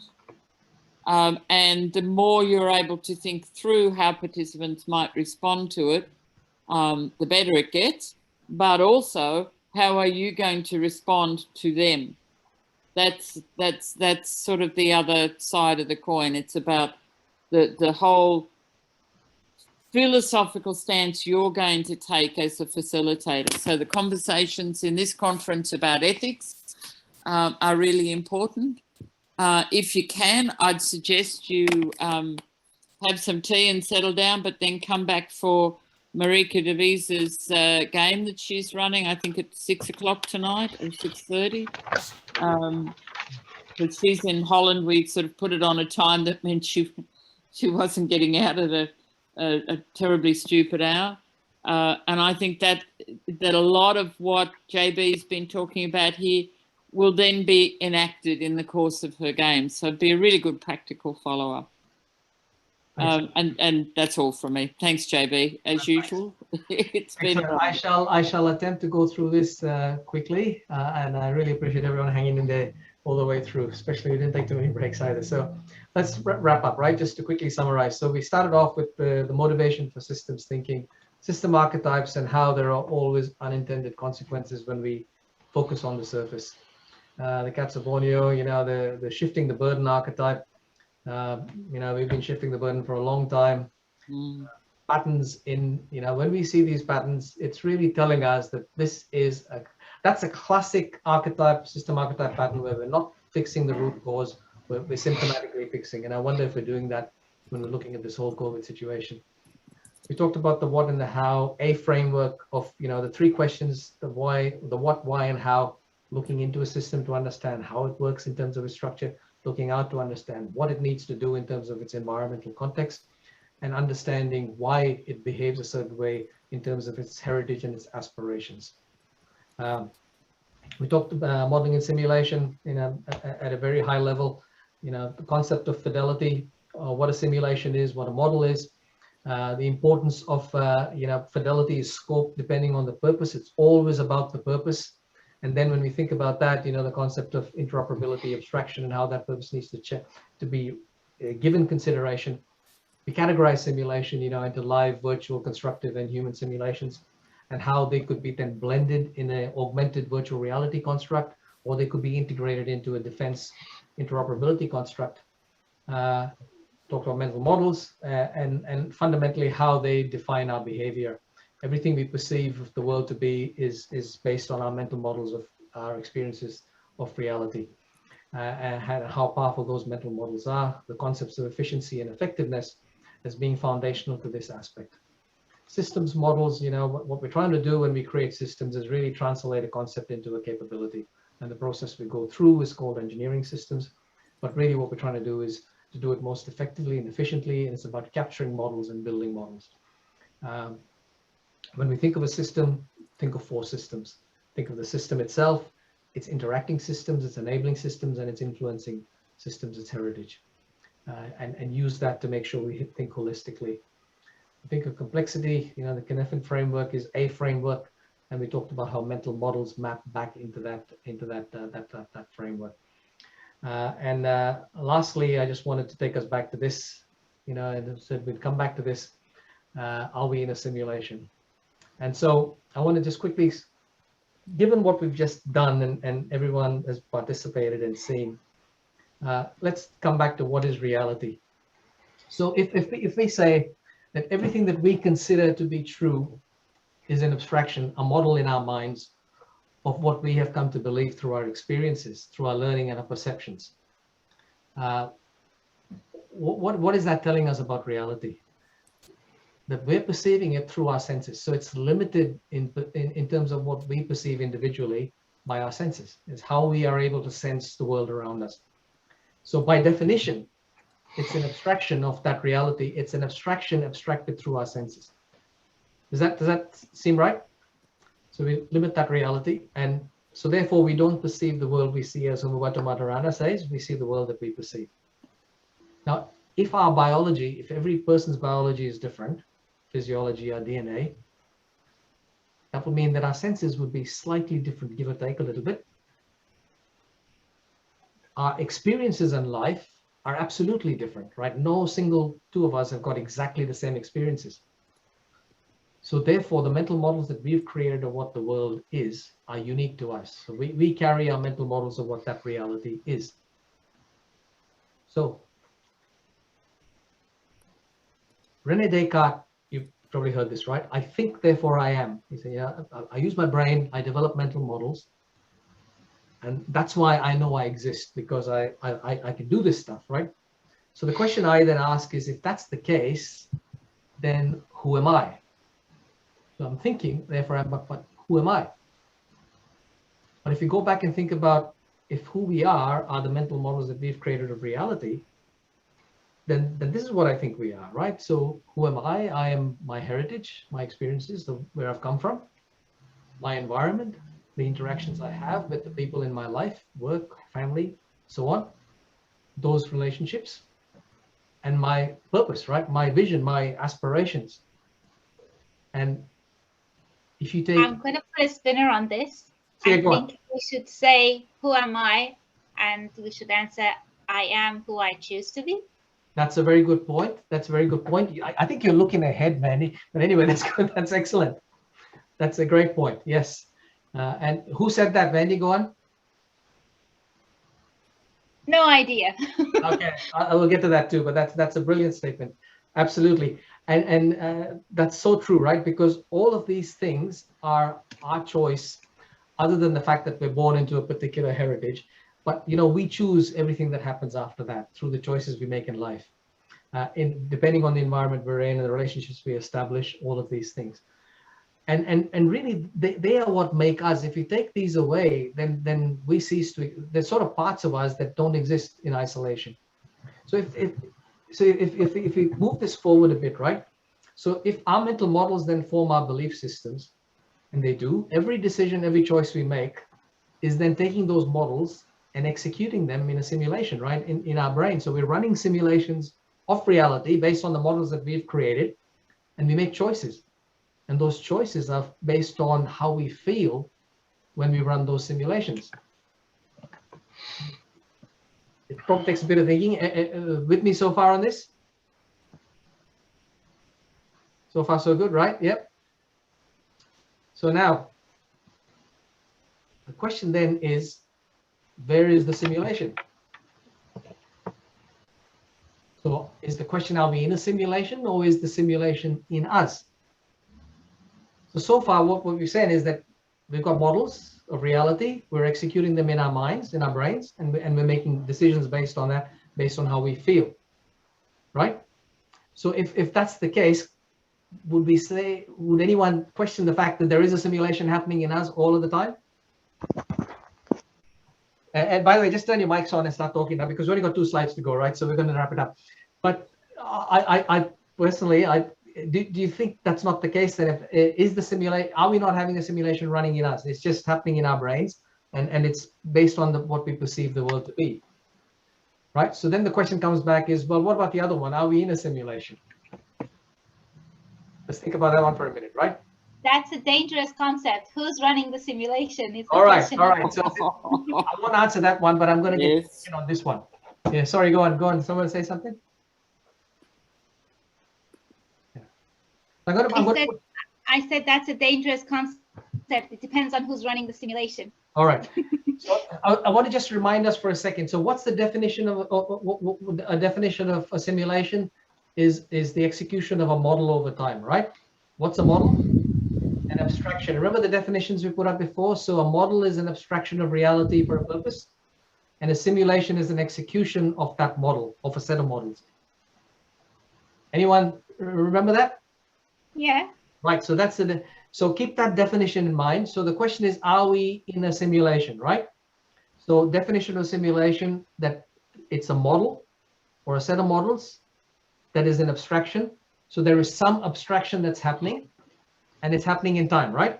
So keep that definition in mind as we do this next step, because this is the leap now, right, that happens. So you see the graphic in the middle? So we have the truth, which is reality. And then we have one perspective of reality, which is true, which is the square. And we have another perspective of reality, which is also true, which is a circle. What is the square? It's an abstraction of that cylinder in the middle projected onto a 2-dimensional surface, right? So it's the model of that truth on that 2-dimensional surface. Anyone disagree? Similarly, No. sorry, say again, Mandy?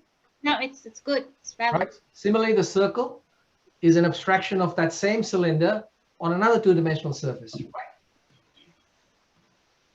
So we know that what we're seeing in the square and the circle is an abstraction. It's a model of reality, right? And we know, therefore, that it's not the reality because the reality is sitting in the middle and it gives us these two perspectives. So Adam sort of said, right? So that's showing us that there are two perspectives to this reality. What that tells us is when we see two perspectives of something, it tells us that we're not seeing the real thing. We're seeing a model. Does that not tell us that? Think about that for a minute, right? That's true. It's a complex thing. It's not a circle. It's not a square. Correct, right? So it says that we are seeing an abstraction of that thing in the middle, which is a cylinder, and we're seeing it at one perspective and we're seeing it at a different perspective. And as soon as we recognize that we're seeing two perspectives, we know that it's a model. It's not the real thing. It's an abstraction. Look at those two equations. Anyone recognize who's into the physics? A bit, but not much. All right. Remember, the one on the left is the universal force of gravitation, right? Large scale Newtonian, Einsteinian physics. Yeah. Right. It says the force of attraction between any two objects is the first mass of the first object multiplied by the second object multiplied by the gravitational constant divided by the distance between them squared, right? So that's the gravitational force. Universal. You go anywhere in the solar system, in the universe, you can work out the forces between planets, and in fact between individuals and anything that we can touch and feel and see. That's that equation, right? And so that equation says this is what reality is, physics, on a large scale, right? What's the other equation? Anyone recognize that? No, that's Schrodinger's a wave equation. Yeah. Right, so that's the equation that goes at the quantum level. That says that it says that we have a wave theory of what the universe is, and then I apply this equation and it resolves it into a particular point in time to a physical something that I can sense. Right? This is the FGR2, right? M1. This is the mass, right? But yes, that doesn't. Is that the wave? So so what? Who remembers the double slit experiment from physics? Anyone heard of that? Yeah. Right, so the double slit, you have a wave, you have yeah. And so when a wave, if you send a wave through a slit, you get an interference pattern, right? And they fired electrons through the slit, single electrons at a time. They still got an interference pattern. And so what that was suggesting was that the electron was really a wave of possibilities. And then at some point in time, it collapsed into a particular particle. And that's what this equation tells you, right? This Schrodinger's equation will tell you what that is based on the probabilities, the collapsing function, right? And so we have these two equations that we use to describe the reality that we perceive. So we have on a large scale, and then we have it on a very small scale. Now, these perspectives, what happens when we go, so what happens to this model as we take the square and the circle, as we head towards the edge of the room, what happens to the shapes? They change, right? They warp, yeah. Right? So they're not, then it's not a square, it's not a circle anymore. Yeah. What happens to these equations as we come to the same point in time or in terms of dimensional space and physics and the universe? Is they don't work anymore. They don't. It comes down to relative. So what is that telling us about how we understand the universe and the world around us? It's just a model, right? It's an abstraction, right? So yeah. It's an abstraction, right? It's an abstraction. And our perception of that abstraction is limited by our senses. True. Right? So so what is reality? Are we sensing an abstraction of reality, or are we seeing true reality? And I'm going to suggest, and going to jump to the thing is that we are perceiving a reality that's constrained by 3 space dimensions and 1 time dimension, because that's all that we can sense. And that's the model that we see. And, and that's manifested, and we see that proven through our understanding of things like physics, where things don't marry up. We understand how things work on one scale because we have a perspective based on our senses. We understand on another scale, but they don't marry up. And the reason they don't marry up is because they're different models, or the different abstractions of the truth. And what does that mean? So we have a simulation in us, we have a simulation outside of us, right? And is there some sort of a fractal pattern happening here? And now it gets really bloody deep, right? Or warped. Yeah. Where does this fractal pattern end, right? And does it just, and this is where the point you made, Maddie, is that it gets really Well, moving. this is where you go looking from a different perspectives, because you can't manage a reality from one dimension. You know what I'm saying? Mm-hmm. So it's kind of like narrow-mindedness if you want to describe a reality from one aspect. And in regards to physics, all those equations is true, it depending on what you want to see or how you want to use it. Yes. And this is why the reality depends on the purpose. For example, if you want to teach your child something, you don't give them the whole concept of life. You kind of go with a specific, very narrow, very quite conservative approach to teach them one sort of an aspect of things, and that relies on us too. Our senses are limited, but then again, we can use technology to expand our senses, and that's where the excitement is, that we can sense things more than we can sense it on our own.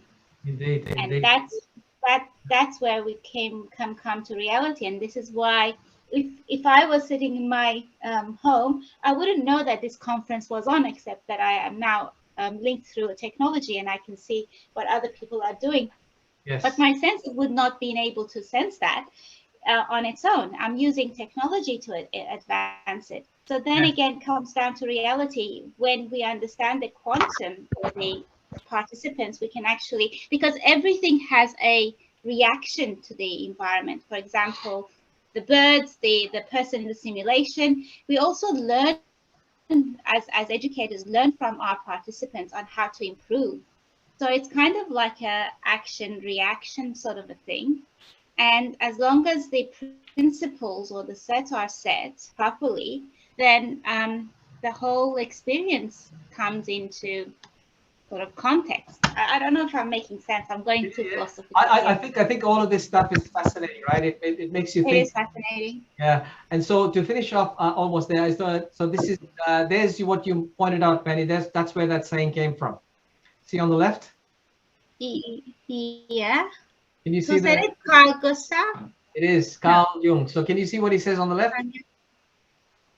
I am not what I anticipate to be. I am what I choose to become. Yes, that's good. Right. And he also said this on the right. That was I was watching a lecture of his, one of the few recorded lectures. He's absolutely amazing, right? This statement really sort of hung with me. We're not of today or yesterday. We are of an age. So, right. That is true. Yes. So I think we're there. So I shall wrap up here. So we're at the end. Happy to have any other further questions. These are some of the people that have been the biggest teachers when it comes to systems thinking, modeling, simulation for me. I think we mentioned all these names already. Donella Meadows. I think David, you mentioned Donella Meadows a couple of times in the stuff. Amazing person, Peter Senge. Umberto Maturana, if you're actually looking to understand the concepts of self-creation, autopoiesis, amazing guy. Carl Jung, I think, is probably the greatest closet systems thinker there was. Something of interest that inspired me when I was in high school, and that was I was very interested in chemistry. It was the concept of you can create whatever module out of the atoms or molecules, and if break it down to systems, as we do, which is atoms or molecule, we can recreate. And that's where I kind of inspired with science. It comes down to particles, and we know what the particles are, the basic elements. If we know it, then anything is possible. Yeah, And that's where it's exciting. it You is. can recreate. It is indeed. Right. Yeah. I'm going to quickly go around table here, seeing if there's any other final points. Kieran, are you still there with us? And apologies for going so late. But do you have anything to bring up? No, I'm good. Thank you. Excellent. Who else have we got? I think Mandy. David, anything else that you wanted to talk about? Or? No, just thank you for an awesome presentation. I appreciate your insights. It's been fantastic, and I'll certainly be reaching out, and I've gained a lot out of it. Thanks, I appreciate it. Elizabeth, if you're still there, I know you've got another one to get to in a minute, so I'm really sorry for keeping you this long. Are you still there, Elizabeth, or you give it up? No, I've just had it on silent. No, nothing more from me, JB. Like I said, this is, as usual, it's a wild ride. Thank you. And I'm still trying to take it all in. No problem. All right, then. Thanks, everyone. Have a great rest of the, sorry, I'll finish that off now. Have a great rest of the ASC. You've only got about, what, a day to go now? Day to go. Yes. Yeah. Enjoy the rest of it. I think there is a session coming up at 6. 6:30. 6:30, so if you... 6:30, it's the game. Yeah. Great stuff. All right, feel free to leave. And thank you. Thank you. Take a deep breath, JB. Thank you. Thanks a lot. Cheers. Bye. Thank you. Cheers, man.